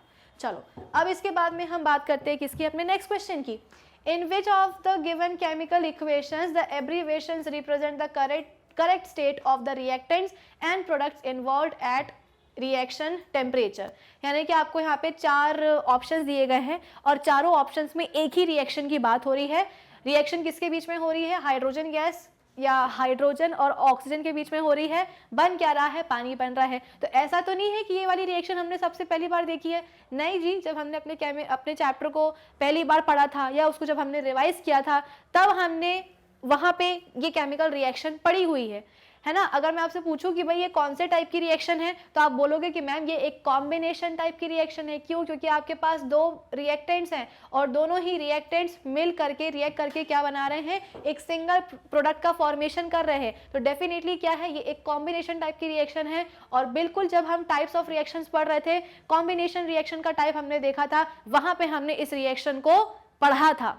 ठीक है, तो हम सभी को पता है कि हाइड्रोजन और ऑक्सीजन जब रिएक्ट करते हैं तो क्या बनाते हैं, पानी बनाते हैं। पानी अपनी कौन से फिजिकल स्टेट में होता है भाई, लिक्विड में होता है। अगर हम बात करेंगे हाइड्रोजन की और अगर हम बात करेंगे ऑक्सीजन की, तो ये दोनों कैसे होते हैं, अपने गैसियस स्टेट्स में होते हैं। इसका मतलब क्या कि रिएक्टेंट्स में आपके पास क्या होंगी, 2 गैसेज होंगी, हाइड्रोजन एंड ऑक्सीजन। इसके बाद में जो प्रोडक्ट आपके पास आएगा वो क्या होगा, पानी होगा, जो कि अपनी लिक्विड स्टेट में होगा। तो अब आपको दोनों ही रिएक्टेंट्स और जो प्रोडक्ट है, इन तीनों की आपको फिजिकल स्टेट्स पता है ना, तो आप इन चारों ऑप्शंस में से करेक्ट ऑप्शन को चूज कर सकते हो। एक ऐसा ऑप्शन जो कि तीनों ही दोनों रिएक्टेंट्स और एक प्रोडक्ट की आप बोल सकते हो कि करेक्ट फिजिकल स्टेट्स को शो कर रहा हो, मेंशन कर रहा हो। तो यहाँ देखो जो ऑप्शन ए है, इसमें बोल रहे हैं कि हाइड्रोजन और ऑक्सीजन दोनों कैसे लिए हैं, ने लिक्विड फॉर्म में लिए हैं, और जो पानी बन रहा है वो कैसा है, गैसियस स्टेट में है। ये तो बिल्कुल ही उल्टा कर दिया, ये ऑप्शन तो बिल्कुल भी सही नहीं है।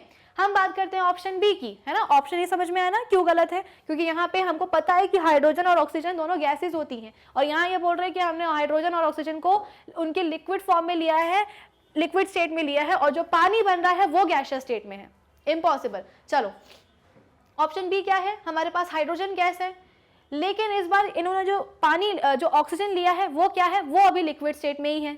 हाइड्रोजन को इनने गैसियस स्टेट में ले लिया, गैस ले ली हाइड्रोजन की, लेकिन ऑक्सीजन अभी भी कैसा है, लिक्विड फॉर्म में है। ठीक है, इसके बाद में जो पानी बनेगा वो कैसा होगा, गैसियस स्टेट में होगा। ये बात भी बिल्कुल भी हजम नहीं हो रही, हटाओ इस ऑप्शन को भी। ऑप्शन सी क्या है, हाइड्रोजन एक गैस है, ऑक्सीजन भी एक गैस है, और जो पानी यानी कि जो प्रोडक्ट बन रहा है वो क्या है, लिक्विड स्टेट में है।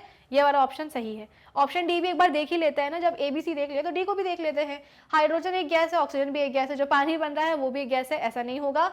हाइड्रोजन और ऑक्सीजन दोनों गैसेज होंगी, और जो पानी बनेगा वो क्या होगा, एक लिक्विड होगा। तो इस सवाल का सही जवाब क्या होगा, ऑप्शन सी। ठीक है, चलो अब हम बात करते हैं अपने नेक्स्ट क्वेश्चन की। The reaction in which 2 compounds exchange there ions in the form the reaction in which 2 compounds exchange their ions to form 2 new compounds is called, यानी कि एक ऐसी रिएक्शन, बेसिकली इस चैप्टर में हमने जो टाइप्स ऑफ रिएक्शंस देखी है ना, उन्हीं में से एक टाइप को यहाँ पे बोला जा रहा है कि टाइप पहचानो रिएक्शन का। हिंट क्या दिया है कि रिएक्शन में 2 कंपाउंड्स इन्वॉल्व है और दोनों ही कंपाउंड्स क्या कर रहे हैं, अपने आयंस को एक्सचेंज कर रहे हैं। ठीक है, तो आयंस के एक्सचेंज से हो क्या रहा है कि 2 न्यू कंपाउंड्स का फॉर्मेशन हो रहा है। तो ये कौन सी रिएक्शन है, आप खुद ही बताओ। जैसे हमारे पास क्या है, हमारे पास आयरन है और हमारे पास क्या है, कॉपर सल्फेट है। क्या मैंने आपको रिएक्टिविटी सीरीज बताई है, बिल्कुल बताई है। रिएक्टिविटी सीरीज में क्या होता है भाई, कड़क नाथ का मग एल्यूमिनियम का, यही सिखाया था मैंने आपको। फिर इसके बाद में हमने क्या देखा था, जिंक आयरन का पब है ना, जिंक आयरन का पब है। फिर इसके बाद में कौन आता है, कॉपर आता है, मरकरी आता है, Ag आता है, Au आता है, और हम बोलते हैं कि प्लेटिनम आता है, OPT, है ना।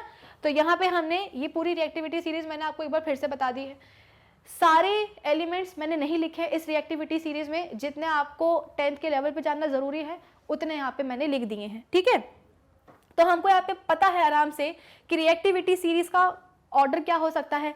सबसे ज़्यादा रिएक्टिव होता है पोटेशियम, सबसे लीस्ट रिएक्टिव कौन होता है, हाइड्रोजन होता है, सॉरी प्लेटिनम होता है ना। हाइड्रोजन के ऊपर आने वाले जितने भी एलिमेंट्स हैं वो सब क्या होते हैं, उससे ज़्यादा रिएक्टिव होते हैं, और हाइड्रोजन के नीचे जितने भी एलिमेंट्स आते हैं वो सब कैसे होते हैं, उससे लेस रिएक्टिव होते हैं। अब यहाँ पे हमारे पास आयरन है और हमारे पास क्या है, कॉपर सल्फेट है। तो जैसे ही आयरन देखेगा कॉपर को, हो जाएगा उसका दिमाग खराब। क्यों दिमाग खराब होगा, क्योंकि आयरन को पता है कि रिएक्टिविटी सीरीज में वो कॉपर के ऊपर आता है ना। आयरन देखो पहले आ रहा है, हाइड्रोजन के भी ऊपर है आयरन, और कॉपर कहाँ है, हाइड्रोजन के नीचे है। तो इसका मतलब क्या, इसको आप देखिए कंफ्यूज मत हो जाना, ठीक है। जगह नहीं थी यहाँ पे नीचे, इसलिए मैंने यहाँ पे ऊपर लिख दिया है। बाकी कंटिन्यू कहाँ से होगा, हाइड्रोजन से ही होगा, ठीक है। कैसे होगा, हाइड्रोजन से ही होने वाला है। तो हाइड्रोजन, उसके बाद आएगा कॉपर, फिर मरकरी, फिर Ag, Au और प्लेटिनम यानी कि Pt, ठीक है।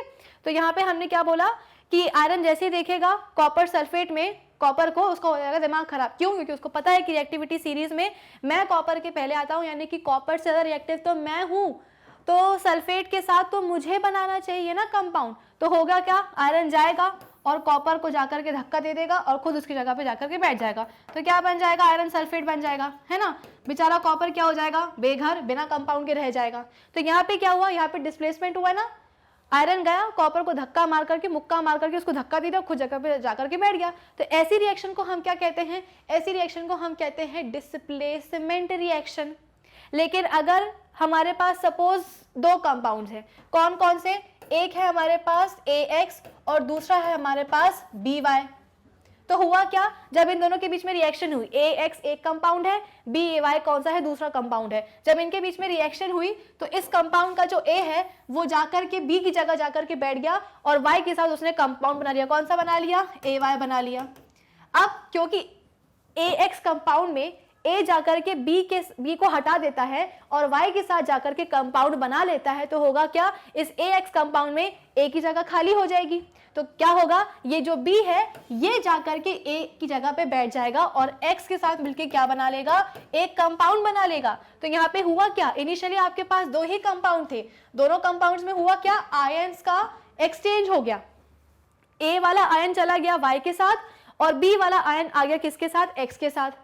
और आयंस के एक्सचेंज से हुआ क्या है, दो हमारे पास नए कंपाउंड बन गए। भाई पहले हमारे पास AX था, BY था, अब क्या हो गया, सॉरी हमारे पास AX था, BY था, अब हमारे पास क्या आ गया है, AY और BX आ गया है। तो दो नए कंपाउंड्स बने ना। कैसे बने, जो पुराने दो कंपाउंड्स थे उनके आयंस के बीच में क्या हुआ है, एक्सचेंज हुई है पोजीशंस। तो इसको हम क्या बोलेंगे, इसको हम बोलेंगे डबल डिस्प्लेसमेंट। ये तो सिंगल डिस्प्लेसमेंट था, केवल आयरन क्या कर रहा था, कॉपर को डिस्प्लेस कर रहा था।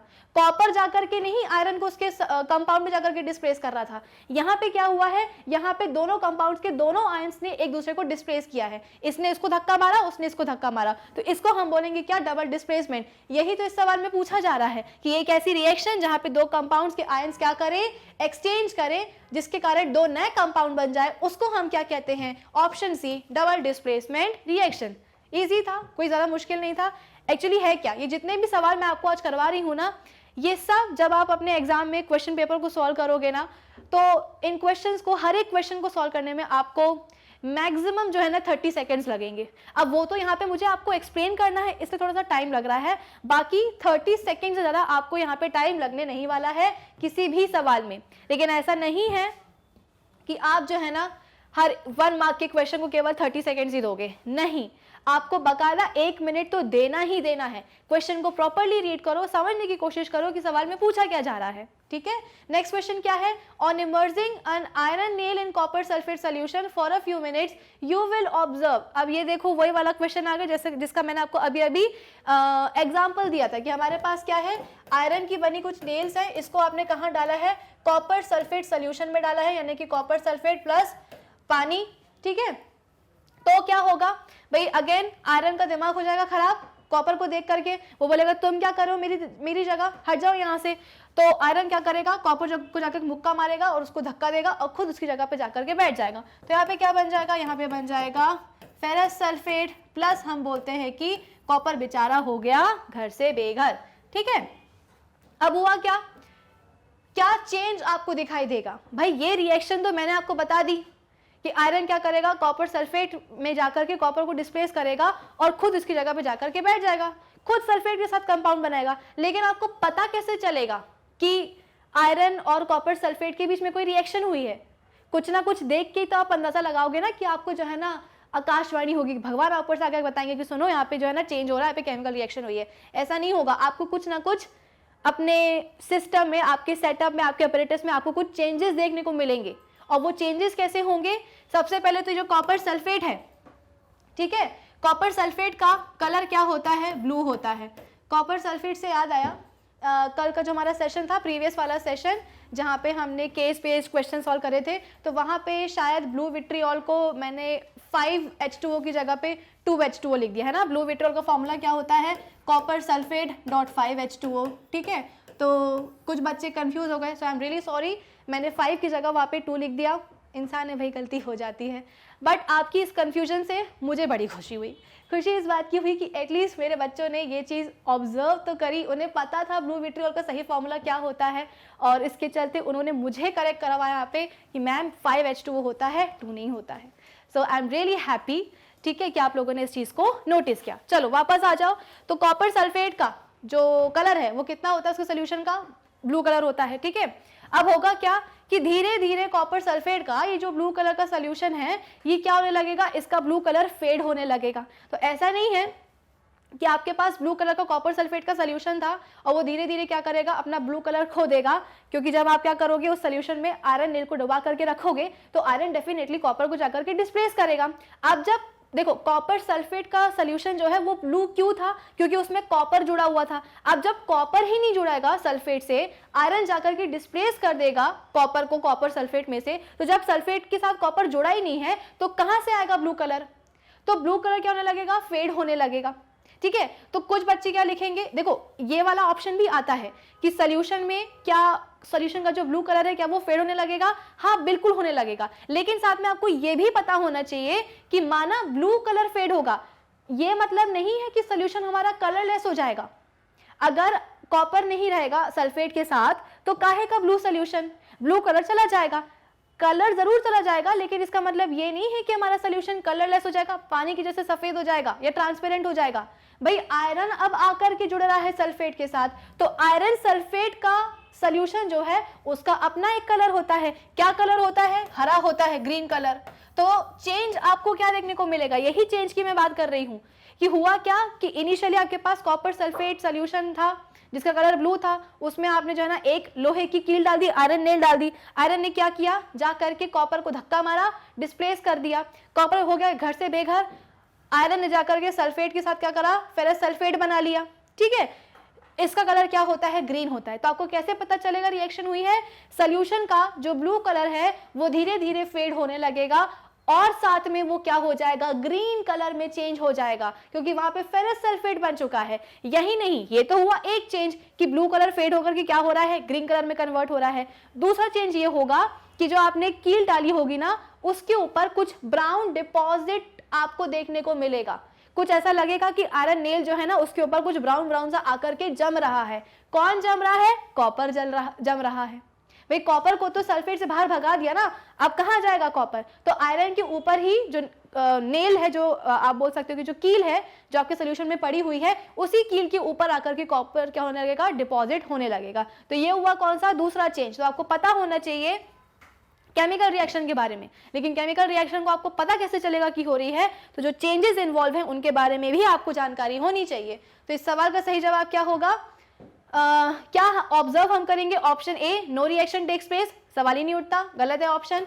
Option B, the colour of solution fades away, देखो बिल्कुल सही है कि सोल्यूशन का जो कलर है वो धीरे धीरे फेड होने लगेगा। Option C, the surface of iron nails acquire a black coating, नहीं ये गलत है, ब्लैक कोटिंग नहीं आएगी, ब्राउन कोटिंग आएगी। क्यों? क्योंकि ओरिजिनल जो कॉपर होता है उसका कलर क्या होता है, ब्राउन होता है ना। तो जब कॉपर को बेघर कर दिया गया है सल्फेट से, तो क्या होगा, कील के ऊपर जाकर के वो जमने लगेगा, तो ब्राउन डिपोजिशन आपको देखने को मिलेगा, ना कि ब्लैक कोटिंग। फिर इसके बाद में the colour of solution changes to green. आप देखो ये वाला जवाब भी सही है और कई हद तक जो बी ऑप्शन है वो भी सही है, लेकिन इसमें हम मार्क क्या करेंगे, इसमें हम मार्क करेंगे मोस्ट करेक्ट ऑप्शन। अगर आपके पास ये ऑप्शन ना आता ना कि सोल्यूशन का कलर क्या हो रहा है, ग्रीन हो रहा है, तो शायद आप ये बी वाला मार्क कर देते, क्योंकि ना सी सही है ना ए सही है। तो जो सबसे बेहतर लग रहा है ऑप्शन, आप उसको मार्क करते कि सॉल्यूशन का कलर क्या होगा, धीरे धीरे फेड होने लगेगा। लेकिन जब आपको यहाँ पे दिया गया है कि सॉल्यूशन का कलर क्या हो जाएगा, ग्रीन हो जाएगा, तो आपको फिर मोस्ट करेक्ट आंसर चूज करना रहेगा। इसीलिए आप क्या चूज करोगे यहाँ पे, ऑप्शन डी। तो ऑप्शन बी को देख करके उसको टिक मार्क करके सवाल को छोड़ मत देना। जरूरी ये है कि आप क्वेश्चन को, इसीलिए मैंने बोला देखो ये जितने भी क्वेश्चन है ना, ये सभी एक एक मार्क के हैं और सबको आपको सॉल्व करने में कम से कम 30 सेकेंड्स तो लग ही जाएंगे। लेकिन इसका मतलब ये नहीं है कि आपके पास टाइम होते हुए भी आप सवाल को टाइम नहीं दे रहे हो। दो हर एक क्वेश्चन को टाइम, सारे ऑप्शंस रीड करो। ऐसा ना हो कि पहले दो ऑप्शन में अगर आपको लग रहा हो कि इनमें से दो कोई होंगे, आगे के ऑप्शंस आपने पढ़े ही नहीं, फर्स्ट और सेकंड में से किसी एक को मार्क करके सवाल को छोड़ दिया। ये ब्लंडर मिस्टेक मत करना, ये बच्चे करते हैं, ठीक है ना, नर्वसनेस के कारण या जल्दबाजी के कारण। कोई जल्दी नहीं है, जितने क्वेश्चन सॉल्व कर रहे हो ना 100% अश्योरिटी के साथ करो कि हाँ जो हमने करके आए हैं वो तो सब सही होंगे ही होंगे। ज्यादा क्वेश्चंस या सभी क्वेश्चंस को अटेम्प्ट करने के चक्कर में गलत मत करके आना, ठीक है। तो ऑप्शन डी क्या होगा, सही जवाब होगा। चलो अब हम बात करते हैं अपने नेक्स्ट क्वेश्चन की। नेक्स्ट क्वेश्चन क्या है, विच of the given statements is not a physical change. इनमें से कौन सा फिजिकल चेंज नहीं है। ये जहां भी आपको क्वेश्चन में नॉट आए ना, उसको आप थोड़ा सा जो है ना अंडरलाइन कर लेना अपने क्वेश्चन पेपर में। जहां नॉट आ रहा है वहां पे अंडरलाइन। कौन सा इसमें फिजिकल चेंज नहीं है, boiling of water to give water vapours. ये तो एक फिजिकल चेंज हुआ ना भाई। अगर आपके पास पानी है, पानी को आप उबालोगे तो क्या बनेगी, पानी की भाप बनेगी, वाटर वेपर्स बनेगी। तो जो वेपर्स बन रही हैं वो है क्या, पानी ही तो है, पानी का गैशियस स्टेट ही तो है, गैशियस फॉर्म ही तो है। तो यहाँ पे क्या हो रहा है, स्टेट में चेंज हो रहा है, लिक्विड टू गैशियस स्टेट में कन्वर्जन हो रहा है। इसका मतलब क्या कि डेफिनेटली ये क्या एक फिजिकल चेंज है, यानी कि हमारे सवाल का जवाब ये नहीं हो सकता। क्यों, क्योंकि पूछा जा रहा है कि कौन सी फिजिकल चेंज नहीं है, ठीक है।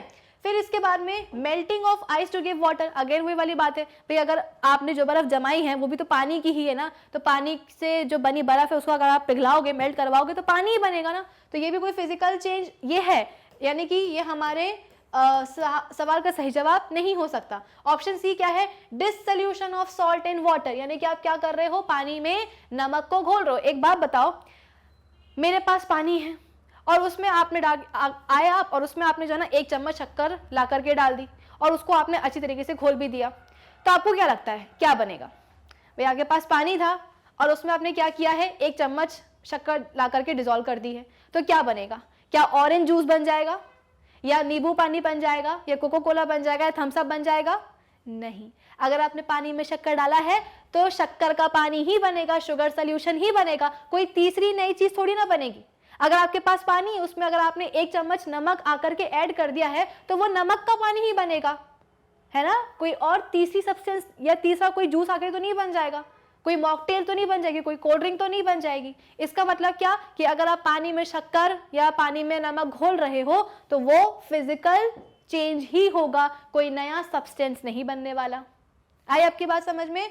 तो ये भी क्या होगा, एक फिजिकल चेंज होगा, यानी कि डेफिनेटली ये हमारे सवाल का सही जवाब हो ही नहीं सकता। ऑप्शन डी लास्ट क्या है, combustion of liquefied petroleum gas, यानी कि एलपीजी।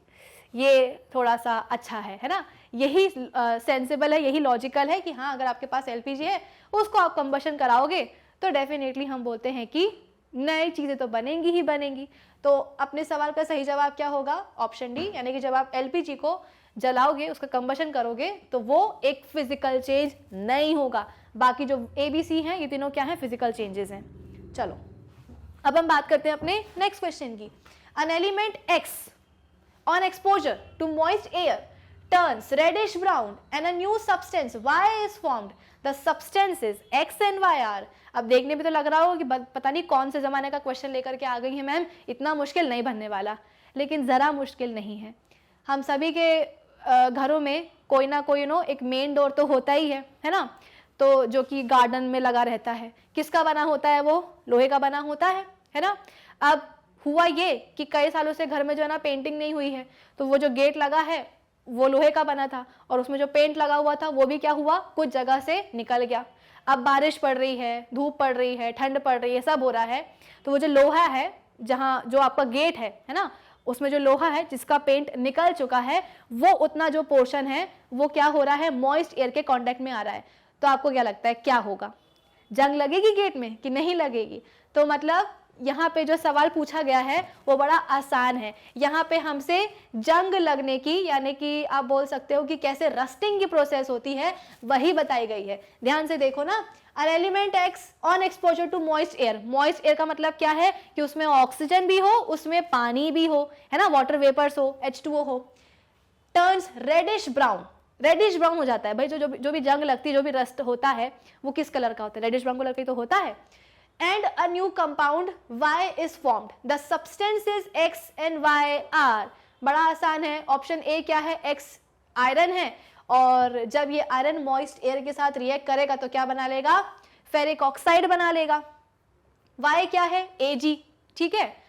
ये जब रिएक्ट करेगा किसके साथ? मॉइस्ट एयर के साथ, तो वो क्या बना लेगा? भाई ये तो कुछ अलग ही सल्फाइड बन रहा है। फिर इसके बाद में क्या है? नेक्स्ट X कॉपर है, और कॉपर जब रिएक्ट करेगा किसके साथ? ऑक्सीजन के साथ, तो क्या बना लेगा? कॉपर ऑक्साइड बना लेगा। फिर इसके बाद में X क्या है? एल्यूमिनियम है। एल्यूमिनियम जब मॉइस्ट एयर के साथ रिएक्ट करेगा तो क्या बनेगा? ये शायद कंप्लीट नहीं लिखा, यहाँ पे लिख देना Al2O3, ऐसे यहाँ पे लिख देना, एल्यूमिनियम ऑक्साइड बनेगा।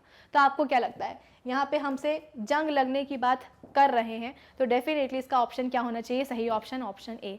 जो X है वो कंपाउंड कौन सा है? आयरन है, और जब वो मॉइस्ट एयर के साथ रिएक्ट करेगा, यानी कि O2 और H2O के साथ रिएक्ट करेगा, तो क्या बनाएगा? फेरिक ऑक्साइड बनाएगा, और इसी फेरिक ऑक्साइड को हम क्या कहते हैं? रस्ट कहते हैं। इसका कलर कैसा होता है? रेडिश ब्राउन होता है।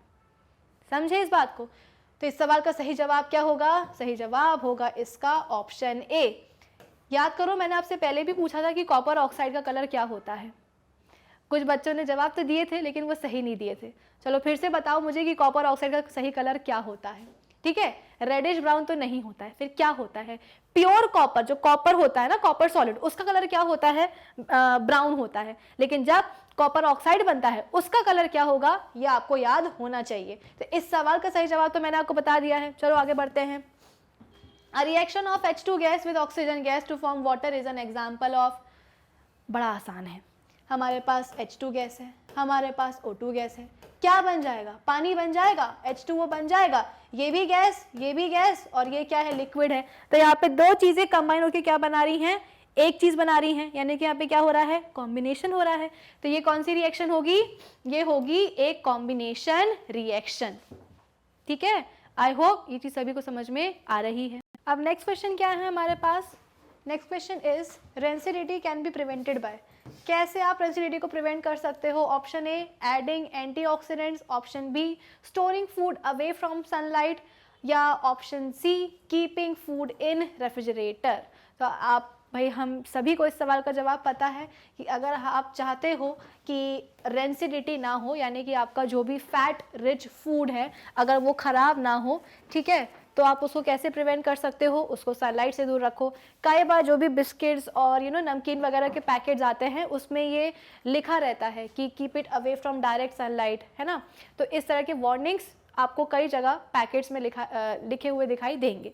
तो हम सबको पता है कि अगर आपको रेंसिडिटी को प्रिवेंट करना चाहते हो, अपने फैट रिच फूड को स्पॉइल होने से बचाना चाहते हो, तो इन तीनों चीज़ों को करना पड़ेगा। ठीक है, एंटीऑक्सीडेंट्स ऐड करवाना आपकी जिम्मेदारी नहीं है, वो ऑलरेडी एंटीऑक्सीडेंट रिच फूड आते हैं आपके पास। ठीक है, आपको क्या काम होता है? डायरेक्ट सनलाइट से इसको प्रिवेंट करना, और साथ ही साथ हम बोलते हैं कि रेफ्रिजरेट कर देना। तो इसका सही जवाब क्या होगा? Option D, all of these. चलो अब हम बात करते हैं अपने नेक्स्ट क्वेश्चन की।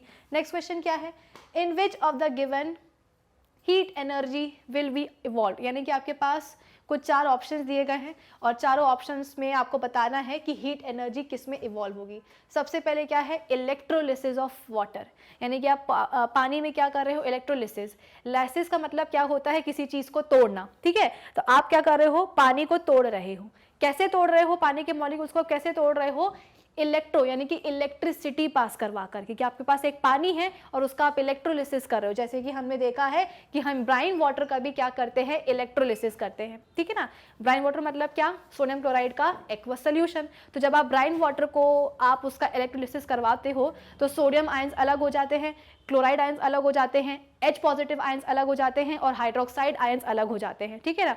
तो लाइसिस का मतलब होता है तोड़ना और इलेक्ट्रो का मतलब क्या होता है कि इलेक्ट्रिसिटी जब पास होती है तब, इलेक्ट्रिसिटी मतलब क्या, एक फॉर्म की एनर्जी ही तो है ना। तो एनर्जी को पास करा के आप क्या कर रहे हो, पानी को तोड़ रहे हो। तो यहाँ पे हो क्या रहा है, यहाँ पे तो आप पानी को खुद ही हीट एनर्जी सप्लाई कर रहे हो, है कि नहीं भाई। एक्सोथर्मिक और एंडोथर्मिक रिएक्शंस के बीच में मैंने आपको क्या बताया था, एक्सो मतलब क्या कि रिएक्शन के बाद में हीट एनर्जी या हीट इवॉल्व होती है, और एंडो में क्या होता है, आप खुद इंटेंशनली हीट सप्लाई करते हो, ठीक है। तो ये तो हम बोल रहे हैं कि पानी का इलेक्ट्रोलिसिस में हम बोलते हैं कि कोई भी हीट एनर्जी इवॉल्व नहीं होने वाली है, उल्टा यहाँ पे तो आप सप्लाई कर रहे हो। नेक्स्ट क्या है, dissolution of ammonium chloride in water. Option C क्या है, burning of LPG. Option D क्या है, decomposition of AgBr in the presence of light. भाई ऑप्शन डी में भी आप क्या कर रहे हो, AgBr को तोड़ रहे हो। डिकम्पोजिशन मतलब क्या होता है, तोड़ रहे हो। कैसे तोड़ रहे हो, सनलाइट की प्रेजेंस में, यानी कि जो सनलाइट है वो भी तो क्या है, एक एनर्जी का फॉर्म ही तो है, एक हीट एनर्जी ही तो है। आप हीट एनर्जी प्रोवाइड कर रहे हो AgBr को, जिसके कारण वो डिकम्पोज हो रहा है। तो इस रिएक्शन में भी, इस प्रोसेस में भी आप कर रहे हो हीट एनर्जी सप्लाई कर रहे हो। तो ये भी क्या हो गई, एक एंडोथर्मिक रिएक्शन हो गई। ऑप्शन डी और ऑप्शन ए दोनों ही क्या है, बिल्कुल ही गलत है। क्यों, क्योंकि दोनों में हम एंडोथर्मिक रिएक्शंस की बात कर रहे हैं, किसी ना किसी फॉर्म में हीट एनर्जी को सप्लाई कर रहे हैं। यहाँ पे इलेक्ट्रिकल एनर्जी सप्लाई कर रहे हैं, यहाँ पे सन की जो सोलर एनर्जी है वो सप्लाई कर रहे हैं, ताकि रिएक्शन क्या करे, आगे बढ़े, प्रोसीड करे। लेकिन अगर हम बात करेंगे बर्निंग ऑफ एलपीजी की, तो यस, जब हम एलपीजी को बर्न करते हैं, यानी कि उसको जब हम कंबशन कराते हैं, तो एनर्जी रिलीज होती है, और इसी एनर्जी को तो फिर हम खाना बनाने में यूज करते हैं भाई। वरना क्या जरूरत पड़ गई थी एलपीजी सिलेंडर को यूज करने की, क्योंकि जब उस पर जो गैस भरी होती है उसको जब हम बर्न करते हैं तो हीट एनर्जी प्रोड्यूस होती है, लाइट एनर्जी प्रोड्यूस होती है, और उसी को हम यूज करते हैं खाना बनाने के लिए, ठीक है। चलो अब इसके बाद में हम बात करते हैं किसकी, अपने नेक्स्ट क्वेश्चन की।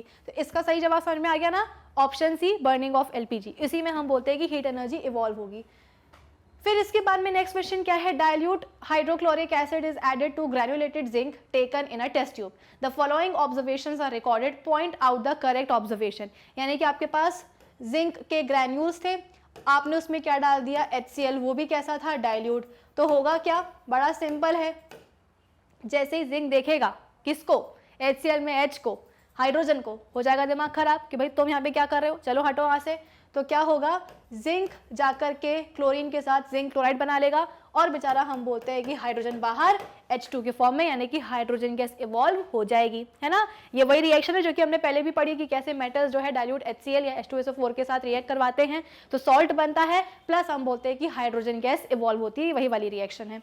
तो ऑब्जर्वेशंस क्या क्या है, the surface of metal become shining, the reaction mixture turns milky, काय को मिल्की होगा बेवजह, odor of a pungent smelling gas is recorded, a colorless and a odorless gas is evolved। क्या लगता है आपको, मुझे तो लगता है ऑप्शन डी। क्यों, क्योंकि यहाँ पे एक ऐसी गैस की बात हो रही है जो कि कलरलेस है और ओडरलेस है। ये जो यहाँ पे मैंने रिएक्शन लिखी है, यहाँ पे भी कौन इवॉल्व हो रहा है, हाइड्रोजन इवॉल्व हो रहा है। हाइड्रोजन गैस इवॉल्व है, मतलब कि गैस, हाइड्रोजन गैस क्या होती है, कलरलेस होती है, ओडरलेस होती है। कोई ओडर नहीं होता, कोई इसका कलर नहीं होता स्पेसिफिक कलर, जिससे कि आप क्या करो, इसको आइडेंटिफाई कर पाओ। तो डेफिनेटली इस सवाल का सही जवाब क्या होना चाहिए, ऑप्शन डी, कि जब आप ग्रेनुलेटेड जिंक को रिएक्ट करवाओगे किसके साथ, डाइल्यूट हाइड्रोक्लोरिक एसिड के साथ, तो क्या होगा, एक कलरलेस ओडरलेस गैस इवॉल्व होगी, और उसको हम क्या कहते हैं, हाइड्रोजन गैस कहते हैं। रिएक्शन तो हमको पता ही है ना, पढ़ चुके हैं हम एसिड्स, बेसिस, सॉल्ट्स में, मेटल्स एंड नॉन मेटल्स में भी पढ़ चुके हैं कि कैसे मेटल्स हमारे डाइल्यूट HCl के साथ रिएक्ट करते हैं, या इसका उल्टा भी कर सकते हैं कि कैसे डाइल्यूट एसिड्स जो है ना मेटल्स के साथ रिएक्ट करते हैं। तो कुल मिलाकर के इस सवाल का सही जवाब क्या होगा, option D, a colourless and odourless gases evolved. Sorted. तो देखो आज के सेशन में हमने टोटल 27 MCQs सॉल्व करे हैं। तो मेरे हिसाब से हो सकता है कि बहुत से क्वेश्चंस आप लोगों से ना बने हों, या ये भी हो सकता है कि बहुत सारे क्वेश्चंस आपसे बन भी गए हों। दोनों ही केसेस में आप सभी को एक बड़ा सा थम्स अप, क्योंकि एटलीस्ट आपने इन क्वेश्चंस को सॉल्व करने की कोशिश तो करी, आपने अटेम्प्ट तो किया। बना नहीं बना, गलत सही सब बात की बात है, अटेम्प्ट करना ज़रूरी है।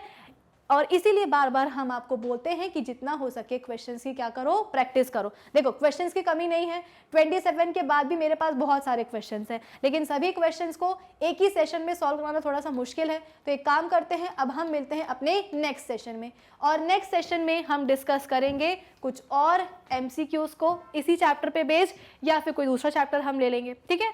होमवर्क आप ध्यान में रखना, और होमवर्क मुझे बताना कमेंट सेक्शन में कि मैम हमारा ये आंसर आया है। फाइन, तो अब हम मिलेंगे अपने नेक्स्ट सेशन में, तब तक आप क्या